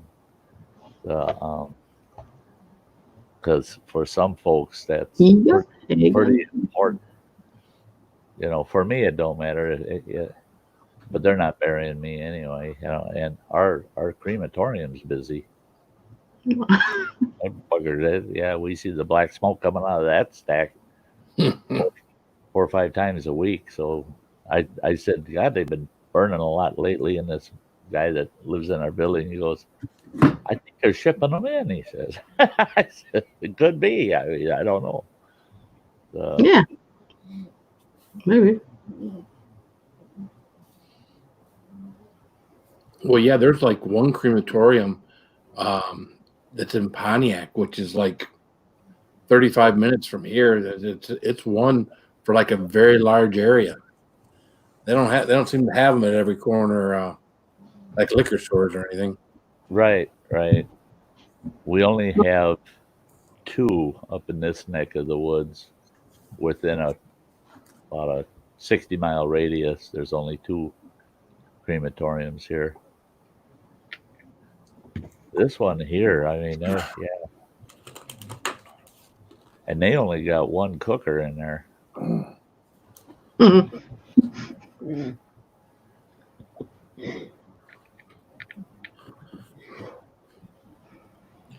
Yeah, I don't know what's up with people lately. Why everybody seems to want to be cremated. It seems like when I was a kid, everybody was buried. You know, they had a casket, you know, and all that good stuff.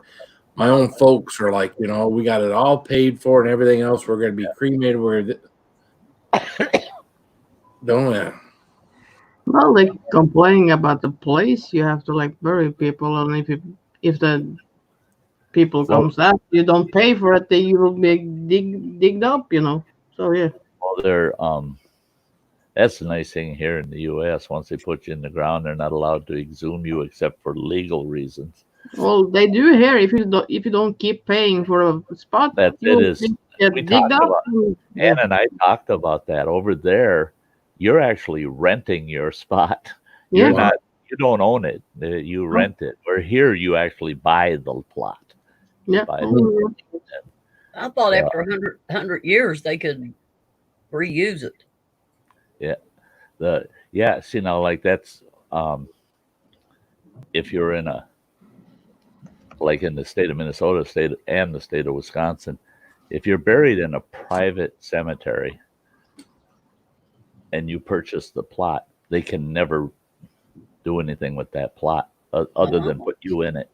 And from that point on, it's registered with the state as a permanent burial.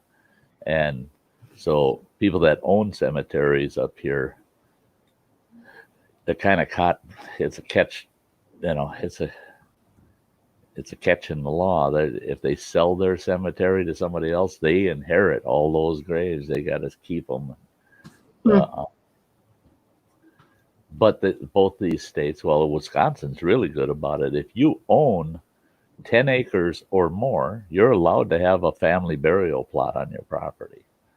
And then the thing is that burial plot then is registered with the state, and it's not taxed. You don't pay land tax for whatever you marked off as a family cemetery. And then for eternity, that's going to be registered with the state as a cemetery then. And plus in Wisconsin, you don't have to be buried in a tomb. They can put you in a box, put you 6 feet under and fill it with dirt. They don't have to put you in a concrete tomb or anything. So basically it's the old style burials here, but most, I would say 90+% are using tombs, and they're normal burials. Now, I have seen where families now will buy a single plot and they'll allow them to bury up to 6 urns, cremation urns. They'll allow them to bury up to 6 urns per single plot. So families will buy a couple, 2 to 4 plots, and they figure, well, that'll last the family for a generation or two. Hey, Dennis, how you doing? Hey, Dennis. Hey, Dennis. It's pretty expensive to be a dead person in Norway, or the people after. Fuck that. Yeah, that's Yeah, killing. that's what I'm glad Like, about here is it don't cost the people after the fact. If you I don't know. if you got all your ducks in a row, it don't cost anybody anything after you're gone. It costs between $7,000 and $8,000, I think, to like the whole thing with the church, with the funeral, with the casket. Oh with yeah, yeah. that's but I don't know if they have it over in Europe or not. But here you can buy that Nope. funeral insurance and you pay into it. It's like life insurance. You pay into Yeah, it. not here. No. And same in Sweden, I guess. And yeah, I think Whoa, where's that amazing drop? I've What? got my cremation all prepaid for, all prepaid, $950. Wow. It was supposed to be 1,000, but I got them knocked $50 off of it because I only live about 50 feet away from the crematorium here, just across the parking lot. Right out loud. And they said, "Yeah, but we got to bring you all the way down through that damn building and then bring you over there." I said, "No, you don't. Just throw me out the window. And I'll land right by your back door for crying out loud." You plan on dying in that apartment? Well, that's if I die here. Yeah. The thing is if I don't die in this apartment, they probably won't find the body before it's broke down enough to put in a little box anyway. Down in a ravine, I'm sorry to hear up that. by the side of a tree where someone fell asleep, something like that. Canoe Hound says you can walk there, Sty. Oh yeah, walk over there, holding my chest. It's the big one. Let me in. Let me lay down on your cart here. And by the way, I want a refund for that transportation cost because I brought myself there. Thank God they don't do drive-through. Right? Drive-through. People pulling up saying, "Hey, Uncle Frank's in the back. You want to take him out of there and burn him up for us? You do offer drive-through services, right? I'll be back tomorrow for the ashes. You can throw those in the back of the truck tomorrow. There you go. Yeah, just drive in, flop them out on the parking lot, take off, come back, pick the ashes up tomorrow. A zombie, yeah, zombies. Sty, there we go. That was the price in Georgia just for a cremation. Oh my God, that is insane. For that $950, if I die anywhere in the state of Wisconsin, that's all it's going to cost. It's total cost. That includes all the state filings, all the paperwork, everything, every cost associated with it for $950. We have an association here that they've got arrangements with crematoriums all over the state, and you get the option which one you want to be cremated at. I figure the one across the parking lot, he's going to cut me a deal. He's going to knock $50 off because I'm so close. And he said, I'm taking the risk that you ain't going to go die down in La Crosse or down on the Illinois border somewhere, you know. He says, I'm taking that risk. I said, yeah, don't worry about it. He's going to be really pissed when he finds out I'm going to move out with the adventure trailer in 2021 and be driving all over the country. Because they got a set fee for that. It's $150 if you die anywhere else in the country. $150 transportation costs to get you back.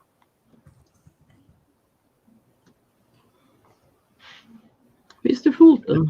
My wife promised me that she'll sleep in that bed still. Yeah, you don't want to waste a perfectly good bed, right? Ask your spouse. If I die in this bed, you're not going to throw it out, are you? That damn bed cost me $1,800. My ex-wife would have told me, no, you just die in your damn recliner and we'll haul it all out at once, take it to the dump. You it.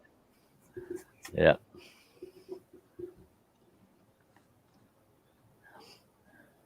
Hey, Mr. Fulton. Hey.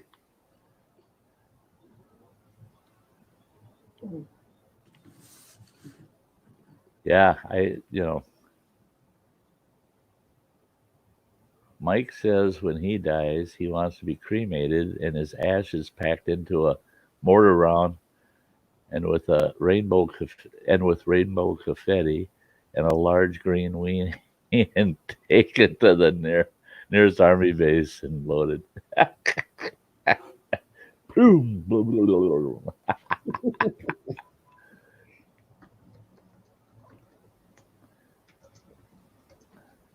The drive through a town with one healthy tree. Oh, that's from our town, folks. They are scattered under that tree. Yeah. In front of division headquarters and launched when they do the colors. There you go. Go out with a bang. Hey, Scott. Good to see you. I still like the idea, and I tried to get my family on board with it. My youngest boy, I told him, I said, hey, because he asked me, what do you want us to do with your ashes? I said, really what I want you to do is go buy one of those tree burials. They send you this nice bamboo container. You put the ashes in, and then they send you the bag of dirt you put on top. And they send you a seedling, and you get to pick what type of tree you want. You put that seedling in there, and you plant the container, and then that tree, the roots will grow down through the ashes, and it breaks up the container, and it all decomposes, and the tree grows there. And he goes, oh, really? And I said, you got 10 acres. Good. And he goes, yeah, what kind of tree? I said, well, a maple tree, of course, because then you can tap that sucker in the spring, make syrup out of the sap, and you guys can have an annual Sty breakfast. And you can put me on your pancakes once a year, just for a memorial. And I said, just think about it. If everybody in the family does that and you end up with a nice maple forest on your 10 acres, you can have a family reunion every year. We could all get together, even if you're the only one there. The rest of us will be there on your pancakes. Yeah. That's as bad as those watermelons, Sty. And the urinal. I'm the porta potty. I don't think so. Yeah, grow your watermelons on top of the outhouse site. Yeah. I like the concept of the maple tree and that, but the syrup, that's not right. That ain't right, huh? Ain't right. Yeah. Well, and then they could make maple candy out of that, give it to all the great grandkids and say, wasn't Grandpa Sty sweet? You know, I could just see it's just, it'd be such a wonderful thing to know that for generations they'd be having breakfast with me at least once a year. Yeah. And with me has a whole new meaning. Hey, can I get a little bit of Sty on my cakes? Pass the Sty. I need a little more on my hot cakes here. Just keep in mind you'll wind up in a toilet again too, as that comes out the other end. Yeah, shit happens. Yeah. Yeah, here's a piece of Grandpa's Sty to eat. The kids will be traumatized.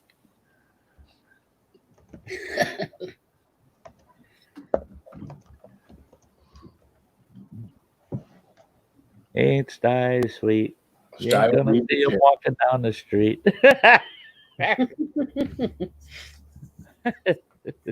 Tell you very confidentially, he's on our pancakes. Ain't he sweet? Might as well just put a little Sty dust in with the pancake mix and make him into the pancakes too. Well, that's possible. Make some sourdough out of the Sty ashes. I mean, I could be eating bread and relatives here. I don't know. Well, you know, and that ain't so funny.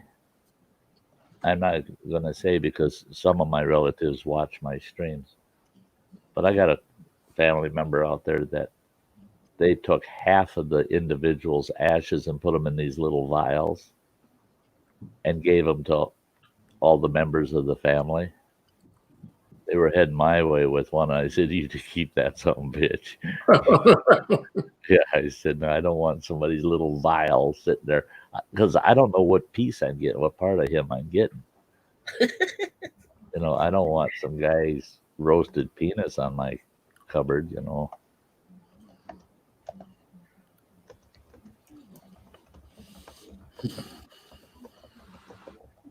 Yeah. Yeah, ex-wife probably had the tree bulldoze. My ex-wife, if she found out that tree was me, yeah, that sucker'd be bucked into firewood real quick. Yeah, that'd be a Carol motherfucking Baskin situation. I'm gonna go kill that tree. What's up, Sherry Watson? Hey, Sherry. Hey, Sherry, good to see ya. Hey, Hope all is Sherry. well down in Texas, girl.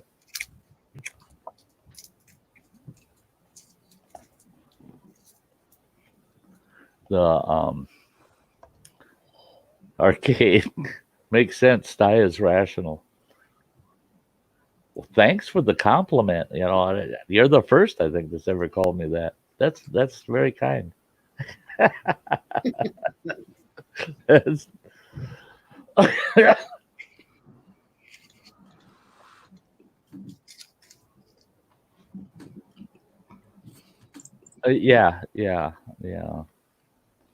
That's, you know, my boys got it figured out. They're going to have my urn and they're going to share it.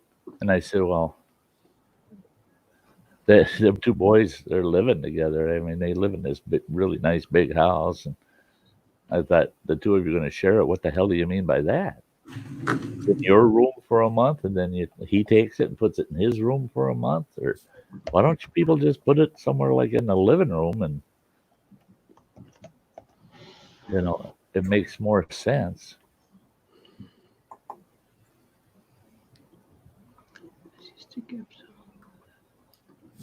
I thought there was a joke attached to that. I was waiting for it. Yeah, I know you were. I wasn't going to give you one either.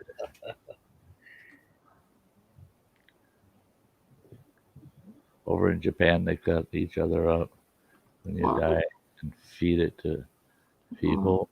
What And they're not allowed to tell you what it is. the hell? Just say it's good, nasty bitches over there. That's the first I ever heard of that.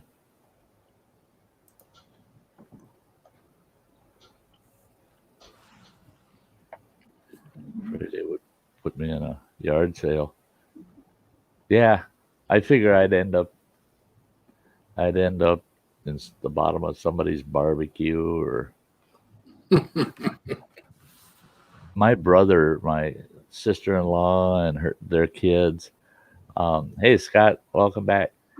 I feel for them because they thought they were just doing the best thing. There's this peak up on the north shore of Lake Superior, looks out over the lake. It's beautiful. My brother just loved it there. They'd hike up there and he'd sit there for hours. They wanted to head back down and I'm staying a while. And he told them, he said, when I'm got, spread my ashes up there somewhere on that peak. Well, they did. And I asked them, where'd you spread them? Well, just right off the top of the trail where you can see out over the lake. We just spread them around out in the bushes around there. I said, no. You go off trail a good 50 or 100 feet on that big mound there and sprinkle his ashes around someplace far away from where the public's walking and that. And they said, what's the difference? And I said, there's no restrooms anywhere around that peak, not even down at the base. People are hiking up there and they're spending hours. And where do you think they pee? Right in the bushes off the trail. They're pissing all over my brother. You sprinkled them where everybody is peeing in the woods. Oh no. Then they start thinking, oh no. Yeah, that's gonna, because my brother, he's one where, if he could come back, he'd go, oh, okay, who's the bright one that said put Dad where he could get pissed off?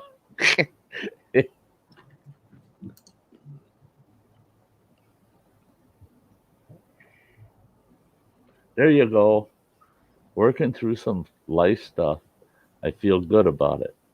That's good. It's when life is having its way with you, sometimes it's really tough to feel good about it.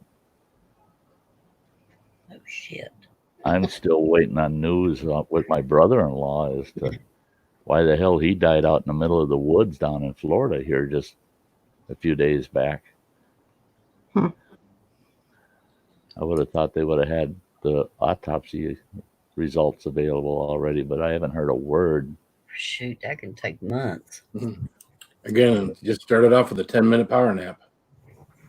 Yep.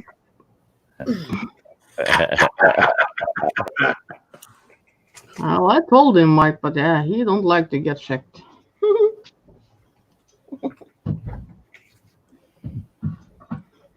I agree, Mike. He needs to get his own ass checked out. Definitely. But and that's Phil. If you're feeling totally off like that tomorrow again, you need to consider going and just getting a good checkup. Just tell them how you're feeling. That feeling off is not a good sign. Yeah, especially if it's continuous. If you get up tomorrow and you're feeling fresh as a daisy and things are totally back to normal, I'd still keep my eyes out in case it reoccurs. But if it's still holding on tomorrow, Oh, Mike. Quick checkup. I saw a video about that almost, but that was not just knuckle. He'll never go now. Just got asked to teach a couple of farm classes.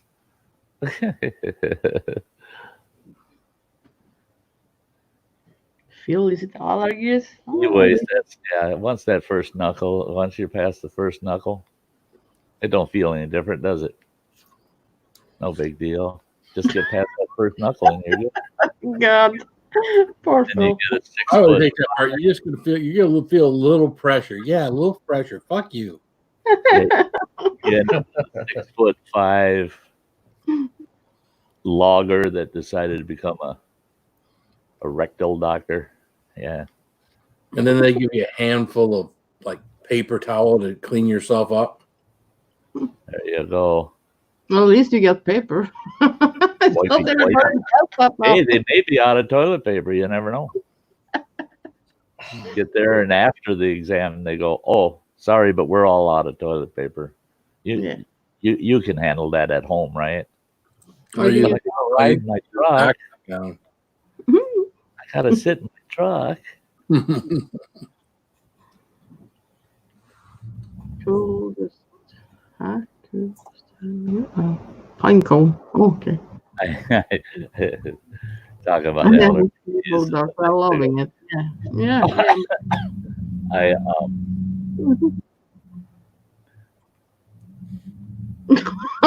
Oh, Never, Mike. I mean, Harry, but okay.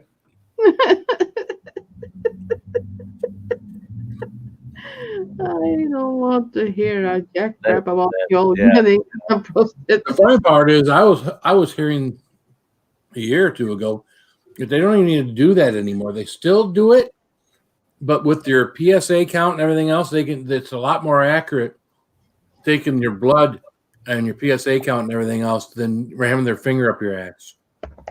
all they're They doing is checking your prostate, for crying out loud, and yeah, it's all done with blood work now. It's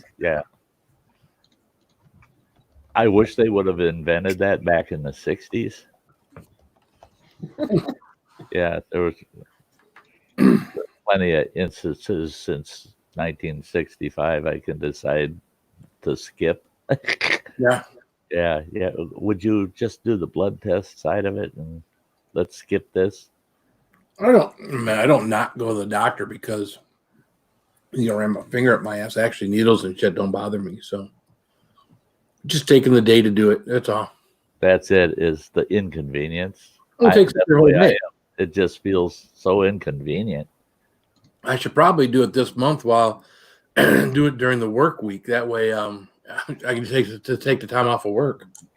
Mhm. Yeah, you should. See, that's, yeah. Tell your Our phone to remind you. Drive-through service. So, Phil, I can give you a ride in the back of my Yeah, pickup I love you too. I love you too. You to know. our clinic. To pull up and say, "Hey, you want to check the exhaust for that fella?" While you're at it, take a little blood. I gotta do that sometime this week. Tomorrow I gotta call in and make my drive-through appointment. What? What? Right through appointment to check what? Get my blood work done. Okay. Yeah, they do a drive-through now. The clinic's got one lane for people getting lab work done, and they've got 3 lanes for people that want to get the COVID tests. And Here we go again. What, Scott? one-stop shop. What? What about checking the for issues? Is that by blood work? Okay. Yeah.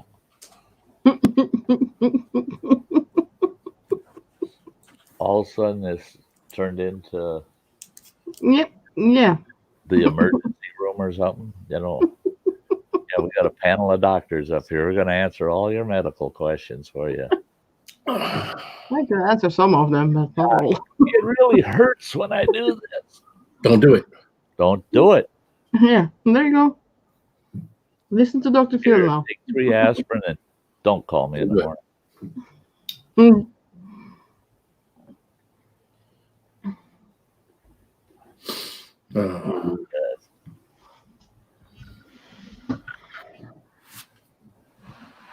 Yeah, I can't believe it. Our ambulance crew was just busy as can be when this shutdown first happened. I was talking to one of the paramedics a couple days ago. Asked him how's the crew doing, and he said, "Man, we're sitting around in the garage most of the time, just hanging out, playing cards."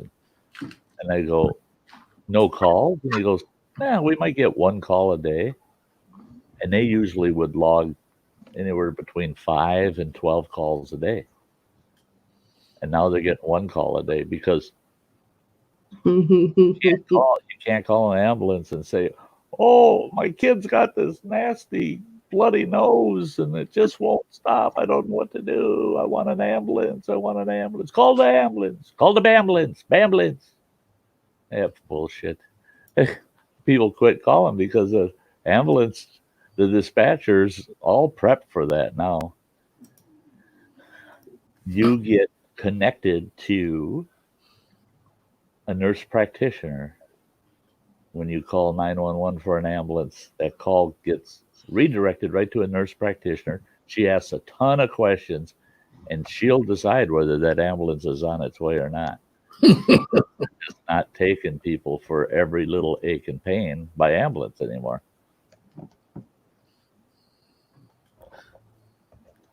Saucy Shane saying when he doesn't feel good, he drinks a nice cold glass of buttermilk. Yeah, damn right. That's prick you right up. Basically, In fact, I gotta go out tomorrow and get some fresh buttermilk because I'm all out. It's on my grocery list.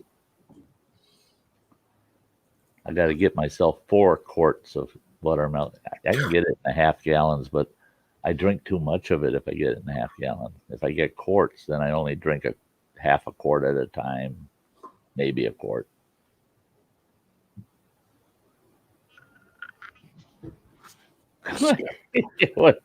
What's better, Phil? I feel queasy every time I hear buttermilk. Oh, See, the God. thing is if we had you drink just even a small glass of buttermilk, all of the other odd feelings would just disappear. You'd have just one sick feeling to deal with. Yeah. I had the feeling I'd want to barf. But you can't.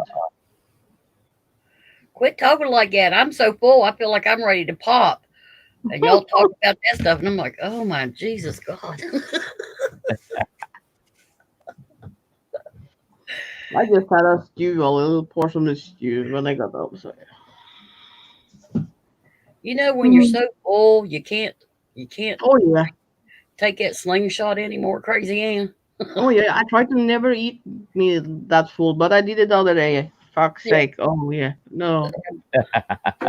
Mhm. No, don't like that anymore. I don't like that. Yeah, I had to take some stuff off. I was dying.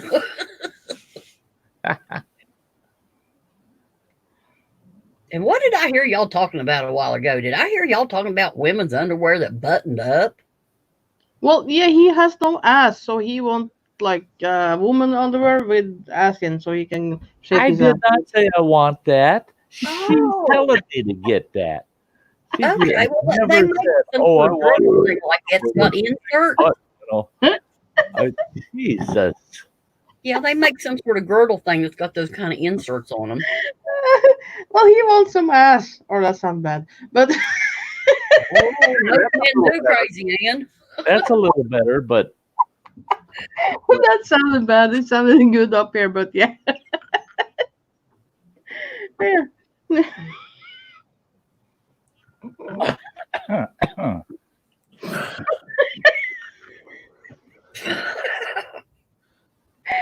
I want some ass, yeah. Oh, why not? Maybe you need some Pepto Bismol, Phil. Part of me thinks maybe I was dehydrated. I was trying to think if I'd had anything to drink today. Mm-hmm. So I'm on I think I'm on my third bottle of water right now. Well, you was eating a burger before today. Yeah. And what else? I don't know. And the taco. Hey, you have a good night, Mike. And all the candy and the Mike seeds. is Or Mike. He's hoping that you're going to feel better there, Phil. I'm sure I will. I'm sure I'll be fine tomorrow.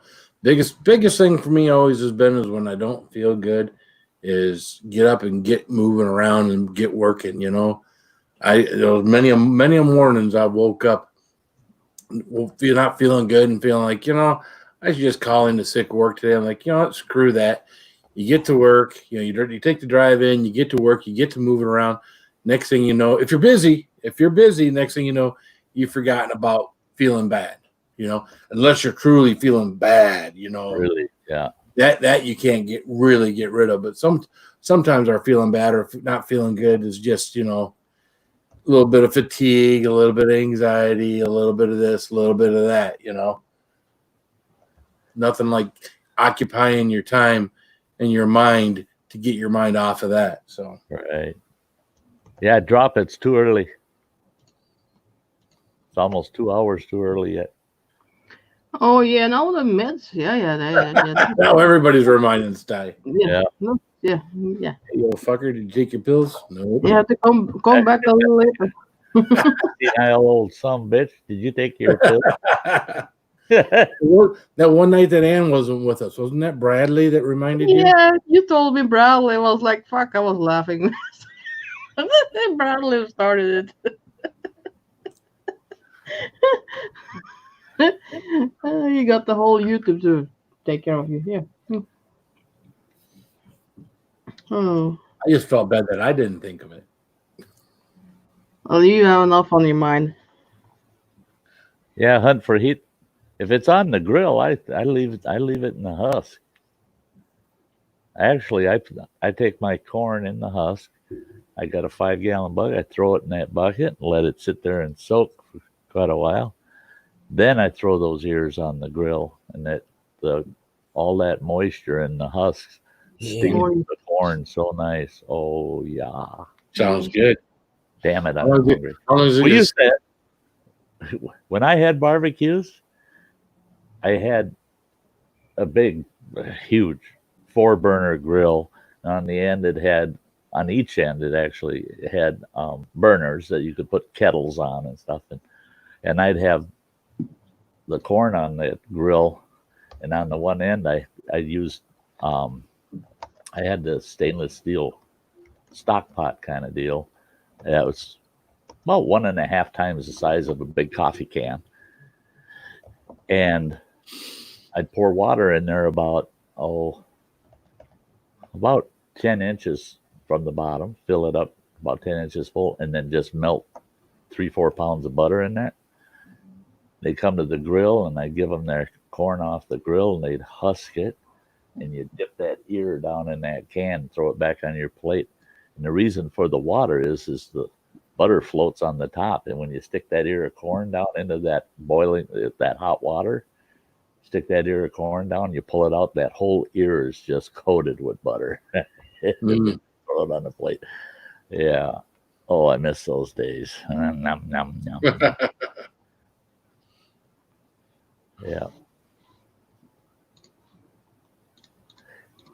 Until you see somebody's little brat. My kids, they knew better. But somebody had a little brat in the crowd come over, and you see him heading for that butter bucket, and he's got half the ear chewed down one side. He's going to stick it in that bucket. No. No sloppy seconds. Get the hell away from my butter can. One dip. That's all you get. Yeah, that's why I don't like buffets, because people take their bratty kids and their fingers there and everything. They're putting stuff on their plate. They're putting it back and everything else. And the people are just sitting there. Oh, ain't he cute? Oh, or they ain't paying attention to him at all. Yeah. I don't blame the kids. No, it's not the kids' fault. My kids always knew better. In fact, we'd go to buffets, and there was a lot of times my kids would would ask Dad, could you serve me some of that or serve me some of that? They just didn't feel right about going for it, you know. That's because at home, if they were reaching across the table and taking a spoonful of taters, they probably get their ears cuffed. Get out of there. We'll put a pile on the plate for you, you know. Well, we had the 6 kids, so we'd go places, and my kids would see other people's kids acting up, and you get 2 or 3 of them that would look back at me and at mom or me, and they know it's like, I can't believe that. It's like, yeah, you act like that. Yeah, my kids, a couple of times we've had the moms of their friends call us and say, you know, your kid was over the other night to spend the night. Our kids were doing this and that, and your kids said, whoa, we never, we can't act that way. Can't participate. Sorry, we can't act that way.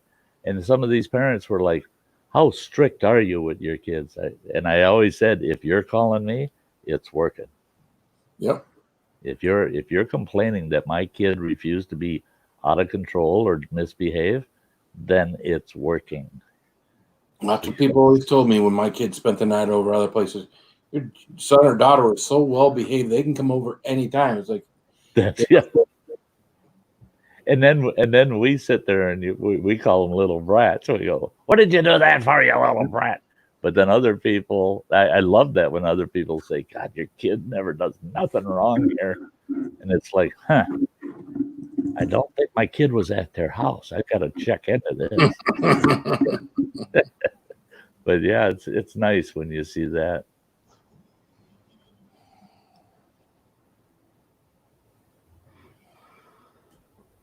Sprinkle cheese on your corn. Oh my God. Cheese doesn't have to be on everything. If you put enough extra cheese on certain things, you don't have to put it on everything else. Always need extra cheese.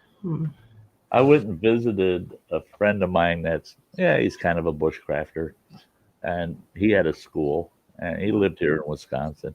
He's got a wonderful family, and I went to visit him, and his wife said, oh, they're out at such a point on the property. And I said, oh, I know where it is. I'll hike. I get out there, and it's him and his older daughter, who was at the time, I think she was 10. I think it was 10. I get out there, and that kid's sitting at the fire, and the kid's got a stick, and it looks like a bunch of small marshmallows on the end of that stick, and she's over the fire. And I look at her, I go, roasting some marshmallows, huh? And she goes, look. And she takes that stick, she gets a hold of one, and she starts stretching it. She goes, string cheese. Oh, roasted string cheese. It's the best. And so his kids don't roast marshmallows, they roast cheese.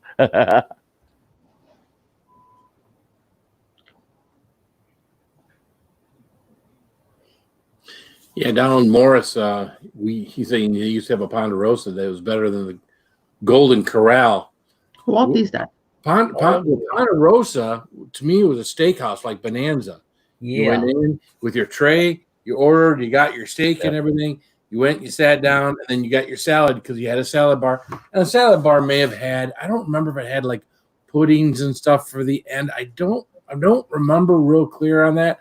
I want to say I've been confusing that with more up-to-date buffets, but yeah, I don't like any place where you got it. I don't go to places that do buffet, Chinese buffet, nothing. I got really turned off by one.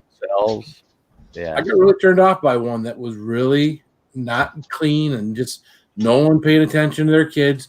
And then those big trays that they wash glasses in. You got your big plastic glasses. One they get these big. They go through the dishwasher. Well, they were bringing these glasses out in these big trays and stacking them up. Well, there were straw wrappers hanging off these things and everything else, and I was like, I'm not eating here. You guys do what you want to do. I'm just and then this is back. I don't even know if I was 30 yet, and I haven't been to a buffet since. Yeah, the old country buffet up here. The last time I took the family there, because they insisted, and I don't like that place either. My family thinks I'm too anal because I wander around with a plate, and I wait till they bring out that fresh big ham, and they're starting to slice that off for you, or the prime rib, and they're slicing it for you. That's what I get. I go there and I eat just the meat that they're cutting and putting on my plate for me. I'm not taking their salads and stuff that like you said, these little brats are reaching across all of it. They're touching stuff, they're dropping stuff and other stuff, and what I didn't like is, man, oh man, they're charging you $10 a head to get in there, and you're really eating out of a dumpster is the way I saw it. And yeah.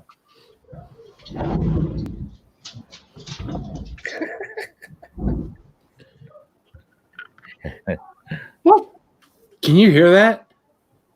Whoop. No? No. No? What, you boys? Oh, yeah. Just them playing video games. I mean, yeah. I'm quiet when we play. These boys you're up quiet. here, oh my gosh. Yeah.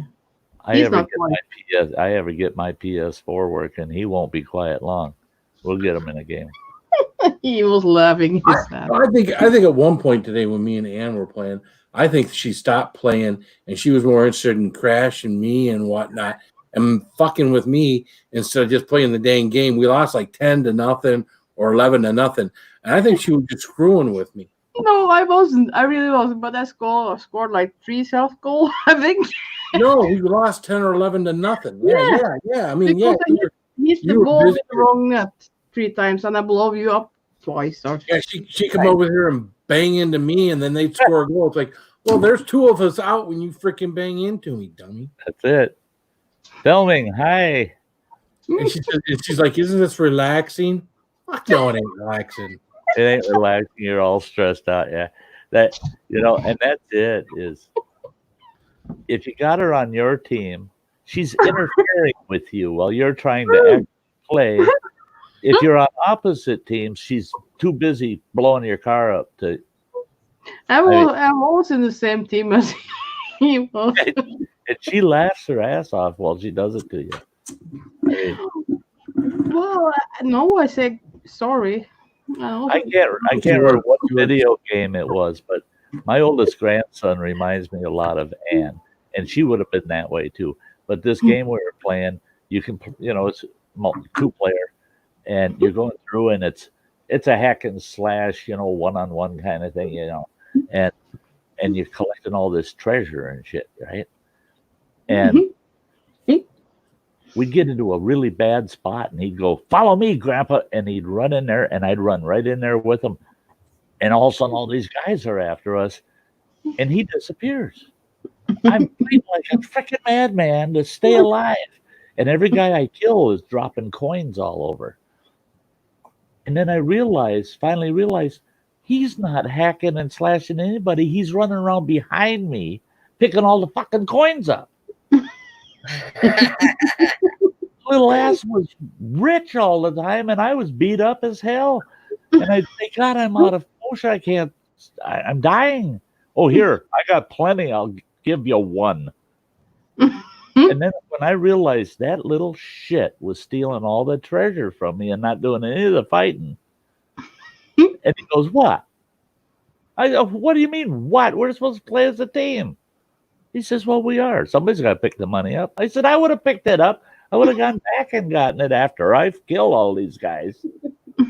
But oh no, you didn't kill a single guy, but you got all the damn treasure.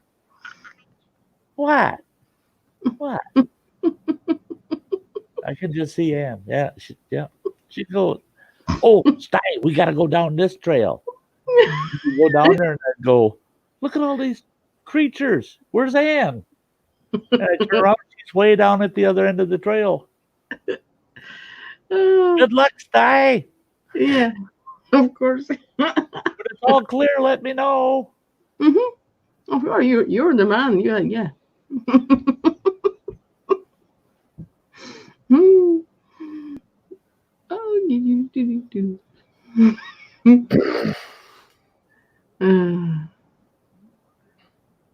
That's what I said. What are they? What are they talking about? Well, he Yeah, was working. Anne's gotten good where she can hop her car and flip and hit that ball. And yeah, she's pretty good. She's gotten pretty good. He's good. That's what you got to be in order to hit it well. You know. Yeah. Yeah, but I Otherwise, can't. otherwise you know. you're just moving forward and you're hopping. Yeah, you got to be able to keep that joystick forward and press X twice in order to do that flip. And, you know, He's pressing every button on the. all the wrong buttons. I'm boosting when I should be hopping and hopping when I should be boosting, and thumbs flipping off the joystick and hitting the PS button, and it goes back to the main menu while everyone else is. You gotta get those little rubber cups you can pop over your joystick, because then your thumbs don't slip off of them. Well, just because I'm a wild man, I'm trying to push anything, thinking pushing anything. If you push a lot of stuff, something good's gonna happen, right? Except in that game. It's not a movement. That's where the games with combo moves, you know, X triangle, square, circle, triangle, XX, and your guy just all of a sudden he's you made it. I can't remember that shit. I just start pushing buttons and hope he turns into something monstrous, you know. Right. Yeah, he did that yesterday. I was like, well, what? Are you typing in the chat now? And then he didn't know that he's. I was hitting the up, down, left, right arrows and using the joystick, so I was putting comments in the chat. Yeah. Oh. Yeah, I remember that, Scott. Up, down, left, right. Yep. I remember that. Mm-hmm. Oh, that's in GTA. Something up, down, right, left there. That's one thing. That's one thing that PlayStation is good for me is I don't smoke. I don't smoke while playing PlayStation. I've started. I've started my beard on fire. I've dropped cigarettes in my lap. Yeah, you did that. Son of a bitch! Oh fuck! Oh shit! Oh god! Oh god! Yeah. So the smokes are all the way across the room when I'm playing PlayStation because bad things happen. I don't drink anything that's not in a pop bottle I can have between my legs with cap on. I spill shit. Well, Anne was hurting herself while she was playing. She was kicking shit under her desk, and I hear ouch and ooh, what? And I hear stuff banging and falling. This is what I was kicking the one time. I got my foot in that. You know? I got that much body language going. My worst thing is I'm sitting up here watching, so my head's down, my shoulders are like this. Bad posture. So I'm trying. I keep trying to sit back here. Well, how can you be nice and relaxed? Yeah, I'm sitting here. You're tense, right? You got to be. Yeah. Oh, geez, I can't even play Minecraft without going.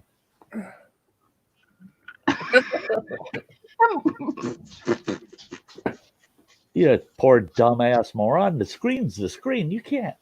Well, that's the same I do when I try to like more. My youngest son, when he moved out of the house and he started buying all of his gaming systems, he figured I'm going to spend the rest of my life. He insists he wants to own he now does own every gaming system, but he wants to own every game for every gaming system too. But for the longest time there, it was getting too expensive for him. I told him, I said, it's your money. You earn it. You pay your own rent and bills. If you want to buy that as a hobby, that's your business. And he goes, and I said, but if it's getting too expensive, you might want to back off a bit. And he said, well, it's not the games that are so expensive. it's replacing the controllers. Oh. And I thought, what the hell's he talking about? So I go over to his house, to his apartment, to visit him one time. He's got this beautiful 50-inch TV, and it's got a big ass crack in it on the screen. And I looked at his wall, and there's holes in the wall behind the TV. And there's one spot where you can actually see both of the handles of a controller that's stuck right in the wall. And he goes, well, these damn games, he said, I get pissed off. And he says, I keep throwing the controllers. I get so goddamn mad. And I go, you got to control yourself, boy. And he says, yeah. He says, I've been buying aftermarket ones, cheap ones, $20 ones, because I trash a controller at least once a week. I said, it's costing you $80 a month just for controllers. He goes, well, yeah, easy. And I said, are you still doing that? He goes, no, check it out. So he went and he bought himself a hardwired controller, put his playing system behind him, and if he throws it, the controller stops at about 3 feet from the TV. It can't reach the wall or the TV anymore if he throws it. And he says, and he lifted his hat and he goes, look at here. And he had a big bruise on his forehead. He says, that son of a bitch bounced right back and hit me in the face, he said. And I said, one of these times it's going to unplug itself right out of the system and take out your television. And he goes, no. And he says, come and look. Here he had duct taped this really heavy cord to the cable and had it duct taped to the top of his PlayStation. He says, it can't come unplugged. The whole PlayStation would have to go flying. I said, you're sick. If you're taking, he says, you want to see sick? And he grabs this box and it's full of dead controllers. And he's digging in it and he pulls 2 of them out and he's got them by a handle, each one. And each one of them are busted in half and hanging by wires. And I go, oh, that's from hitting the wall, eh? And he goes, no, I'll be playing. Because he says, I'm trying to discipline myself not to throw them anymore. And he said, I had to come up with this cabling thing so they can't be thrown, but maybe 4 feet from me. He said, because he says, I'd be playing and something wouldn't be going the way I want it. And I'd just go, he'd bust them and I'd get so angry, he'd twist them and break them. And to me, it's kind of hilarious because, that kid wouldn't hurt a fly. He wouldn't do anything to hurt anyone. But when it comes to PlayStation, you don't want to be in the same room. Don't ever laugh when he's trying to kill a boss and it fails and he's going to have to try again. And you go, he was a tough one. You'll go, you know where the fucking door is. Get out. Don't you talk to me about that was a tough one. Don't give me that shit. You learn to be a gamer, he says, and then I'll talk to you. Get out. Okay. Calm down, kid. Calm down. Just a game. Don't ever say just a game to me either. That ain't a game. That's my life. Yeah. And Scott says, I'm so different when I'm playing. That's the way my kid is. It's like a Jekyll and Hyde thing. So he keeps wanting me to play with him on the internet now. Team play.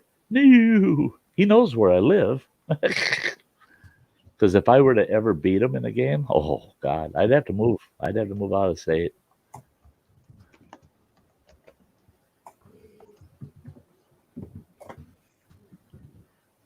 Yeah.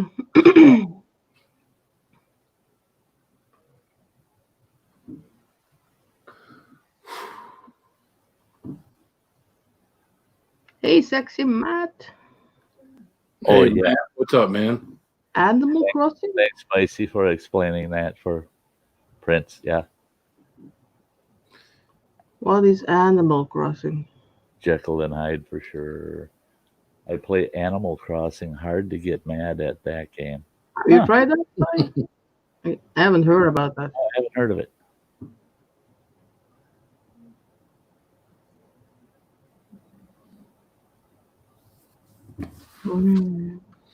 Yeah, if you're feeling down, getting around family that you really appreciate helps a lot there, Prince.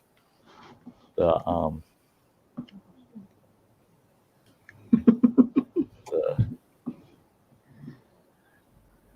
Animal Crossing is cool. I don't know about Phil, but that's one thing I don't give out is my personal phone number to anybody. I don't give it out to anybody unless they're in my daily personal life where they're within quick driving distance of me. I don't give my phone number out to anybody. Sty North, is that Lake Manly? And What do you mean about that? no. Like, you talked about the lake in my video today? Oh, I haven't seen it. I was going to, but yeah. Oh, yeah. Pine Lake is not a no. We don't have any man-made lakes here other than I got a video going up Tuesday. It's a short little 7-minute job where I ended up when I wanted to go to a waterfall. I ended up going somewhere else just to hang out for the afternoon. But there's a reservoir there, and that reservoir is because they dammed the river and they back flooded into a fairly it's a good sized reservoir. It's not that terribly big, but lots of fish there. But it's publicly accessible. Not a lot of parking near there, so sometimes it's tough to get in there. But most of the lakes I video are all natural remote lakes, and we've got a lot of them up here. Not like it was over in Minnesota when I lived there, in the land of 10,000 lakes. Mhm. Plenty of lakes in Minnesota. Really? I don't complain here. We got lots of lakes here too. I found a new one. It's called Hoist Lake. And I'm going to wait a few weeks till it warms up a bit and hope that they drop the dispersed camping rules, because that lake I can get into with my truck. I had to throw it into 4-wheel to get down in there. And it's a road that goes down in there, and there's like a little turnaround. There's enough room to maybe park 2, maybe 3 vehicles down there. And it was very, very unused. And that road is washed out. I mean, yeah, I had to straddle a washout that was about 3 feet deep. And so it's tough getting down in there. I had to use 4-wheel. I had to hop a couple of logs coming in and out of there with the truck. But it's got a nice foot trail that goes right down to the lake. And Hoist Lake, I've seen it through the woods. I've never gone down to the lake. It's hard to notice when summer comes. It's so surrounded with timber, you can't see it. And it's obvious people are not going in and out of there. But I checked with the DNR, and that lake's full of awesome largemouth bass. So I want to go in there and fish for largemouth bass this year. So once I can camp in there, I'll take the truck with the tent camper and my kayak in the back and go down there and fish that lake and camp there a bit. Right now with all the fire hazard, we're rated extremely high fire danger right now. And yeah, no open fires. You can't burn in town, nowhere. You get caught with a fire outside, yeah, you're getting cited. But you can use your alcohol stoves, your Coleman stoves, so I'm ready to go camping. As soon as they'll let me.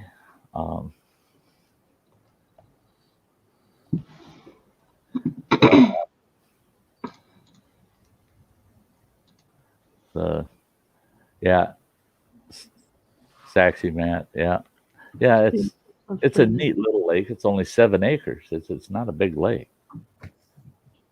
It's perfect for the kayak, and there's no accessibility except that one. And you ain't getting nothing but a kayak or a canoe down there. You ain't taking nothing else down there. I'd love to see my truck sometime. Yeah, I don't get it in the videos much. You see the dashboard and the hood once in a while. Once in a while, What was that? You had something. You had something funny on your dashboard on your video. What was that was up on your? Oh, a cassette tape. That's right.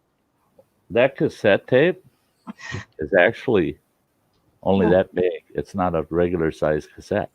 It's only that big. Guess what it is? 8-track? No. It's an air freshener. Oh, I've got a CD that's undersized. That's an air freshener. Cassette tape. Yeah. Yeah, I actually have several. I've got a cassette player in my boombox that I don't use. Well, I mean, to see a cassette tape in a vehicle nowadays is rare because my vehicle is 14 years old. It has a CD player in it, and they didn't offer cassettes in 2005. So you'd have to have like a 20-year-old vehicle for it to have a cassette tape player in it. Otherwise, there's no reason to have cassette tapes in a car.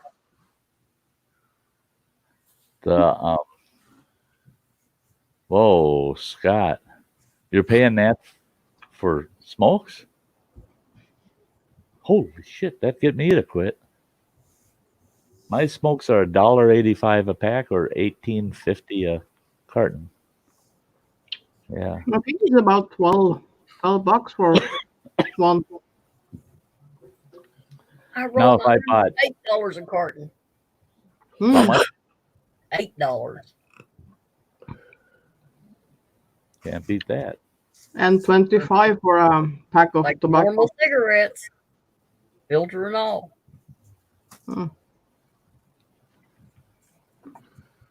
Are those home rolls? Yeah. Yeah, I used to do that when I lived out at the camp. I did all my own. I rolled all my own because it was so cheap for carton average. I was paying $85 a carton. Yeah. It went to $8 a carton. So I splurged and got me an electric machine to roll them with. Yeah, when I was smoking regular menthol cigarettes, it was costing me between $75 and $80 a carton. Yep. And then I switched to these, and they're $18 a carton. And yeah, I felt quite advantage at that point. You know, if you're buying 4 of those a month, it starts adding up. That's been way too much with those ones I was smoking. Oh, yeah. The see the thing is too is I smoke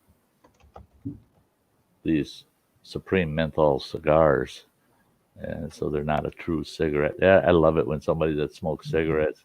Hey, Sty, bum me a smoke, will you? Sure. I'm glad to hand them one because it'll be the last time they ask me for one. Mm-hmm. They light that puppy up, take a big drag off of it, and they're just like, oh my God, oh what the heck? It's a cigar. It's not a cigarette. It's not a cigarette. Good night. Good night. I think I'm going to follow Saucy Shane. You're going to follow Saucy Shane? So, yeah. I'm only good for about 15 more minutes, and we're going to wrap her up at about 3 hours here tonight. All right, guys, I'm heading out. So, Granny, Sty, and I'm gonna do my best to get a good night's sleep. So, yes, take care of yourself. Keep us posted on how you're feeling, man. You take care of yourself for sure. That's an order. I'll see you guys tomorrow night, around 9ish. Okay, bye. See ya. Bye. Okay. Bye. Keep it spicy. See you tomorrow. Keep it spicy.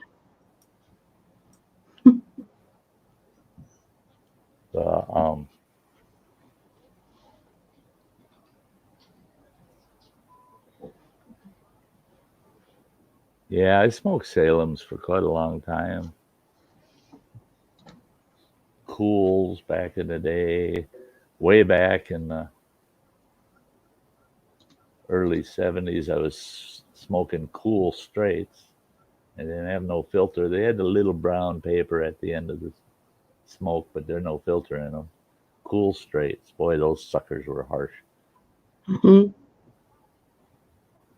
Smoked Camel straights for my first, 5-6 years of smoking.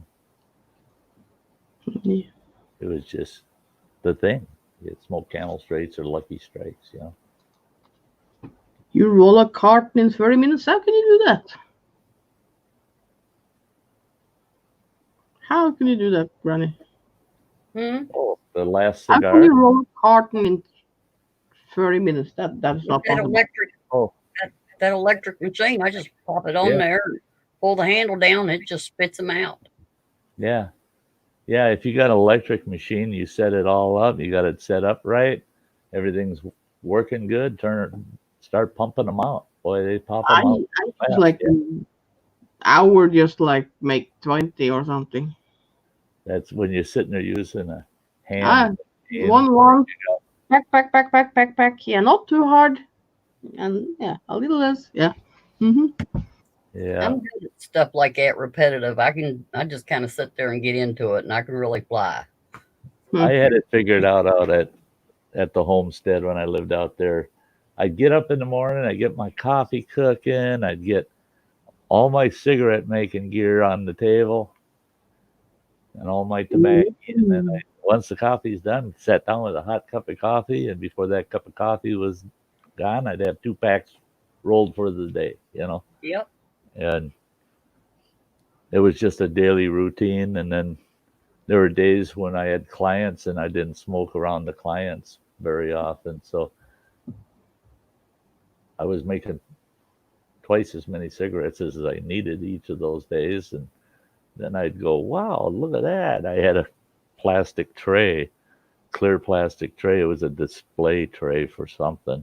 Yeah. And it was just the right width for the length of the cigarettes. And I'd load that sucker up and I'd look at it and I'd go, wow, that's a carton and a half in that plastic tray.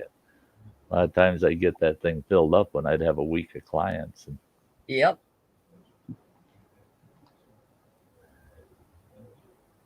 stop me from buying another pack. There you go. Have a good night, Scott Kovic. Hey, you have a great night too. Yeah, we'll see you later, Scott. Quitting smoking is cold hard, bitch. That pack of cigarettes calmed my nerves better than anything for a while. It was either smoke or drink after my mom died. Yeah, I know how that is. I know how that is. I quit smoking. The longest I ever quit smoking was 5 weeks. And by the time I hit the 3rd week, it seemed like I actually felt like, nah, I'll never need to light up again. And then I changed jobs. Holy God. The new job. Within 3 hours of my new job, I was standing out on their front steps of that big administrative building. Anybody that walked by, hey, bud, hey, you know who I am? I'm the new financial manager here. I'm your chief financial officer. You smoke? And if they said, yeah, I'd say, give me one. And it only took me about a half hour, and I had a pocket full of cigarettes, and I just stood out there, started smoking like a chimney. That place was such a freaking mess. It drove me right back to smoking, and I went right from nothing right to 2 packs a day working for that place. It was just like, wow, no. I quit for a year, and the day I had my daughter, and that's back when you could still smoke in the hospital room. And after I had her, and I come back to normal, I need a cigarette. The girl beside me had one. Can I have one? And that started me back up after a year. Hey, Joe. Yeah, party time. I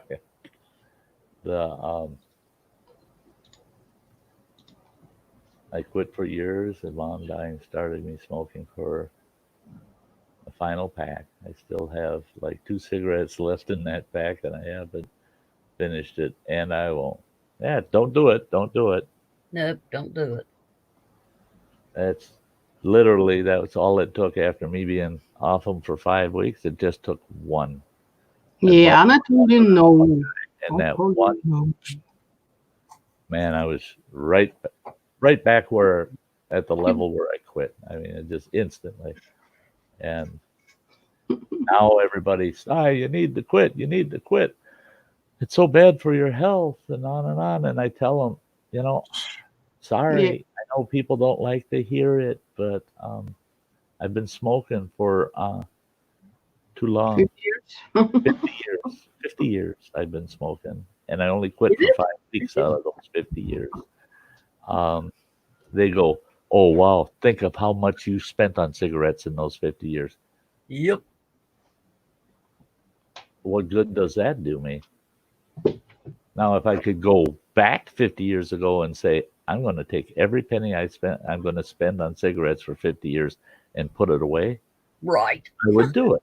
But it don't work that way. Nope. Ain't nothing I can do to go back there. Hey, Burns Acres. Hey, Vern Acres, how you doing?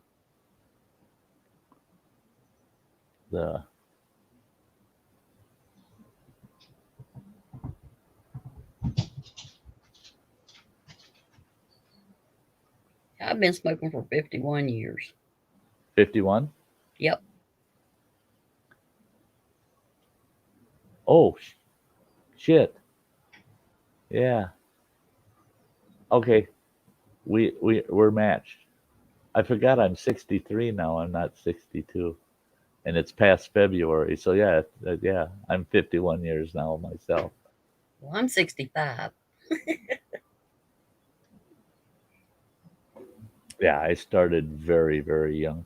Yep. I About 14. technically wasn't even a teenager yet.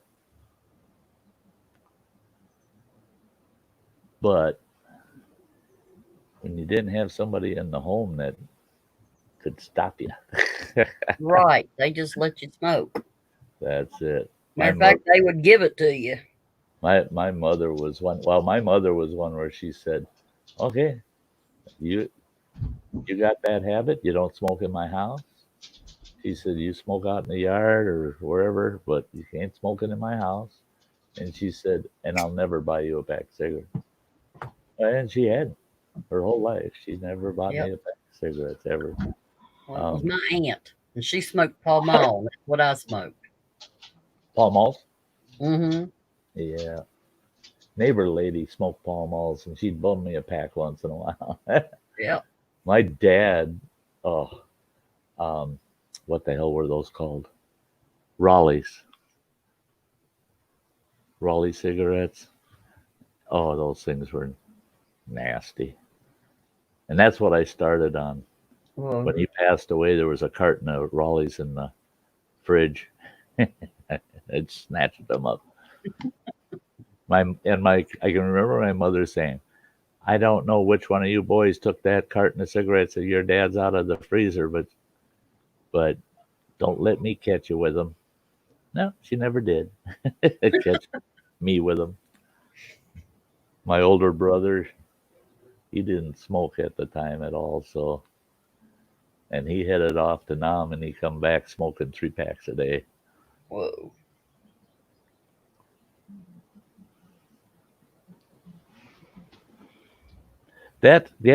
Hey, Vern, I won't stop smoking till people quit telling me to quit. My doctor, she totally has given up even mentioning it. The only thing I ever hear is her nurse when she's asked you the typical question. She goes, "And how many cigarettes a day do you smoke now?" And she always with a smile says, "Oh, okay, I'll put that in your chart." They don't go there. They don't go. My doctor says, "I can get you the pill that help you stop. I can get you the pat." I said, I got 6 months worth of patches sitting here. That don't work. I said, I got to put 5 of them on at a time. And then when I smoke, it makes me all dizzy. Yeah. I said, those things ain't no good because you can't smoke with them on. You get all dizzy. And those stupid Chantex, I tried those, whatever they're called. They made me sick. Yeah, see that Real Chantex? I tried that. My wife tried those, and I thought she said try a couple. Ugh. I knew right after the second one, yeah, you can't take them things. They Nope. no didn't agree with me at all. They made And me sick as a dog. that's it. That I mean, I tried the lozenges, the gum, all that shit, Yeah. and to me, it didn't do anything. In fact, it made me want to smoke. Yeah.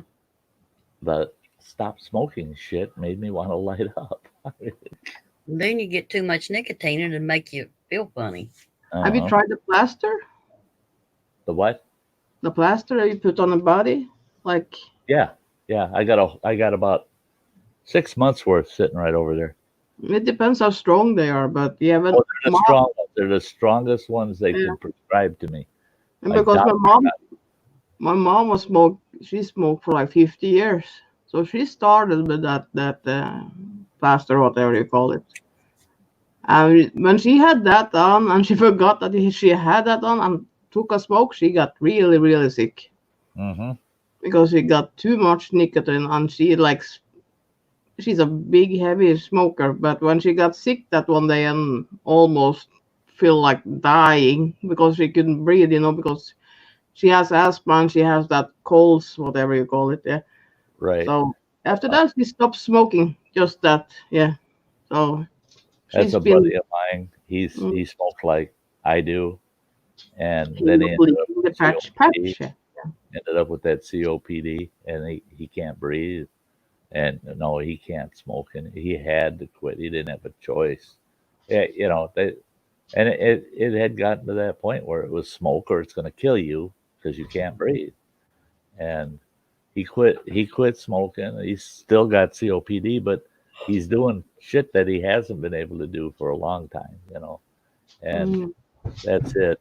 And fortunately for me, I mean, I do the lung volume tests and all that crap every 2 years. My doctor makes me go through that routine, Yeah. and they got to do the old chest X-rays and everything to make sure that everything's still working. And she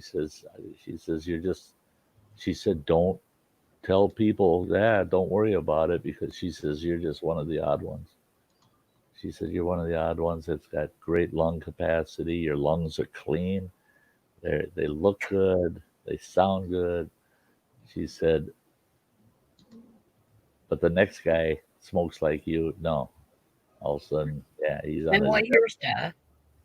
They're always surprised when they check them. yeah. They want to That's fuss why my at me. They doctor can't fuss at me because I'm clear. yeah. Vern says that their doctor said it's safer for mankind if they smoke.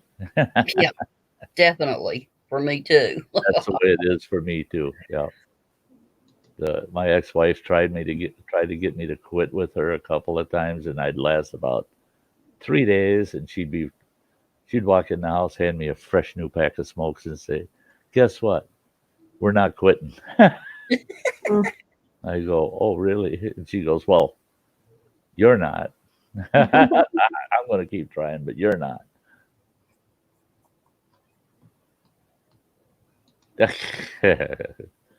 George Burns, yeah. Um, yeah, that's why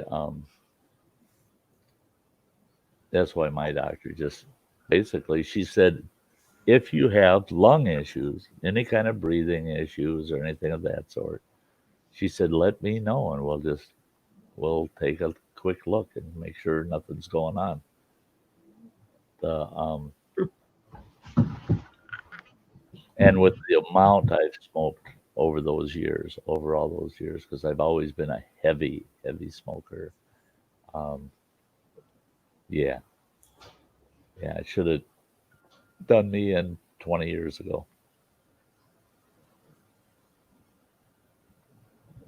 Especially with the history in my family. I mean, I've lost 2 siblings to cancer, and the on the one side of the family, my mother's side of the family, it'd be my grandfather and his line of family. Every one of them passed away from cancer. Every single one out of, I think there was 9 children in that family.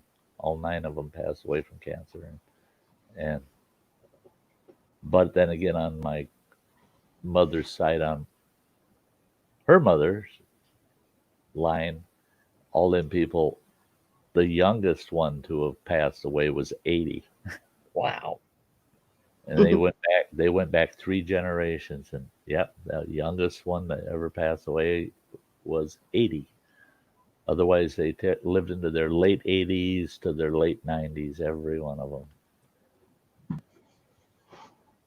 And my grandmother, she lived to be 97, but didn't she passed away because she gave up. She was Yeah. just tired. She was just tired. And I know that if she felt like she had something, that was important to her to continue on, she probably would have lived to be 105 or so. Yeah. Yeah, Vern, there was a long time where I was buying a carton every 2 days. I had to buy a carton every 2 days. Smoking 5 packs a day. How is that possible?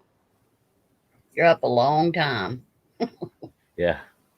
Well, yeah, in my job, I could smoke at my desk. I could, I ran the show. I could smoke wherever I wanted. Yep.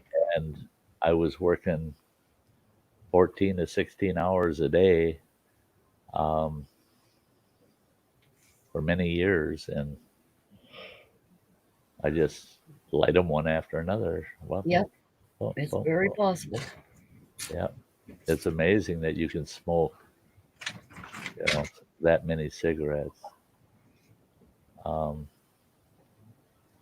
As a trucker, yeah. When you're a trucker, yeah. Then I can understand it. Yeah, when I was driving truck over the road.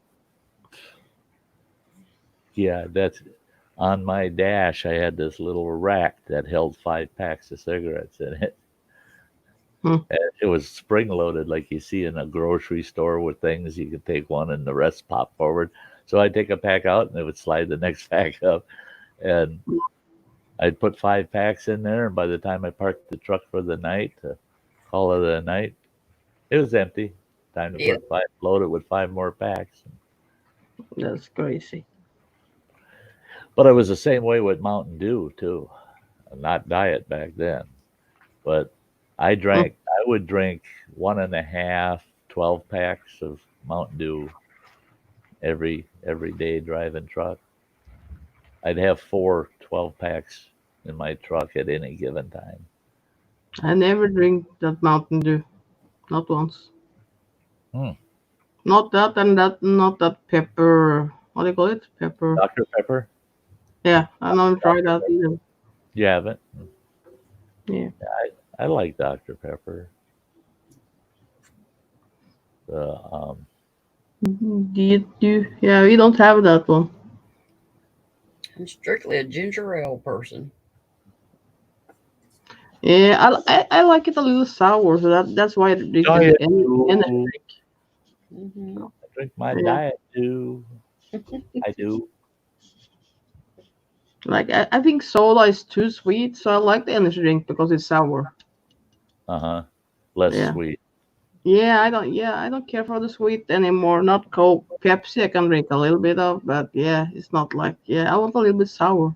Well, that's why I like the ginger ale. It's not really sweet like the Sprite and the 7-Up and all those. I never had ginger ale, so. No. Warm it up and put a cinnamon stick in it. Why?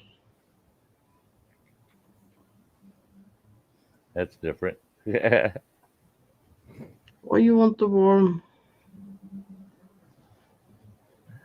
Well, hey guys, I think we're gonna wind her down. Yeah.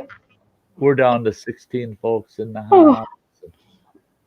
Sty's gonna try to get a good night's sleep too. Try Uh, to. I'm gonna. Hopefully, the weather's gonna be good Monday and Tuesday, so I'm gonna hopefully try to get out and about. Oh, it's sunrise here now. Is it starting to Oh rise? yeah, it's nice shining in. Yep. I'm kind Shining of in. tired. It's been a long day. It feels like today's been a long day for a Sunday. Yep. Oh, Dr. Pepper with cinnamon. No, why? No. Uh, You'll have to bring you to the store and over here and go pick an go pick an aisle. aisle. So, Mm. hey, everybody over there in the chat. Oh, Teresa, you show up just as we're shutting down, Maybe she sweetie. is working. Maybe I Oh, hope gosh, you. love you, girl. Oh, Happy but at Mother's least Day. you got So, in before we shut down, so we could at least say goodnight to you. And happy Mother's Day. Happy And Mother's very Day. happy Mother's um, Day. Everybody Teresa, that's mom. yeah, she's a mom. She's a Yeah. mom. Happy Mother's Day. Yes. We don't Yep. have that in this date. We have it in February. Oh, That's you Mother's do? Day. Yeah. I don't know why. I wish it was on the same date. That I don't know. Mother's Day and Father's Day is different from your guys. Yeah. Different. Yeah. Yeah. Yeah. Anna's for kids now. Yeah. I still haven't figured out Father's Day because through my whole life, Father's Day meant the dad, me, was going to barbecue for everybody. What's the deal with that? And it was always whatever the wife wanted barbecued that day.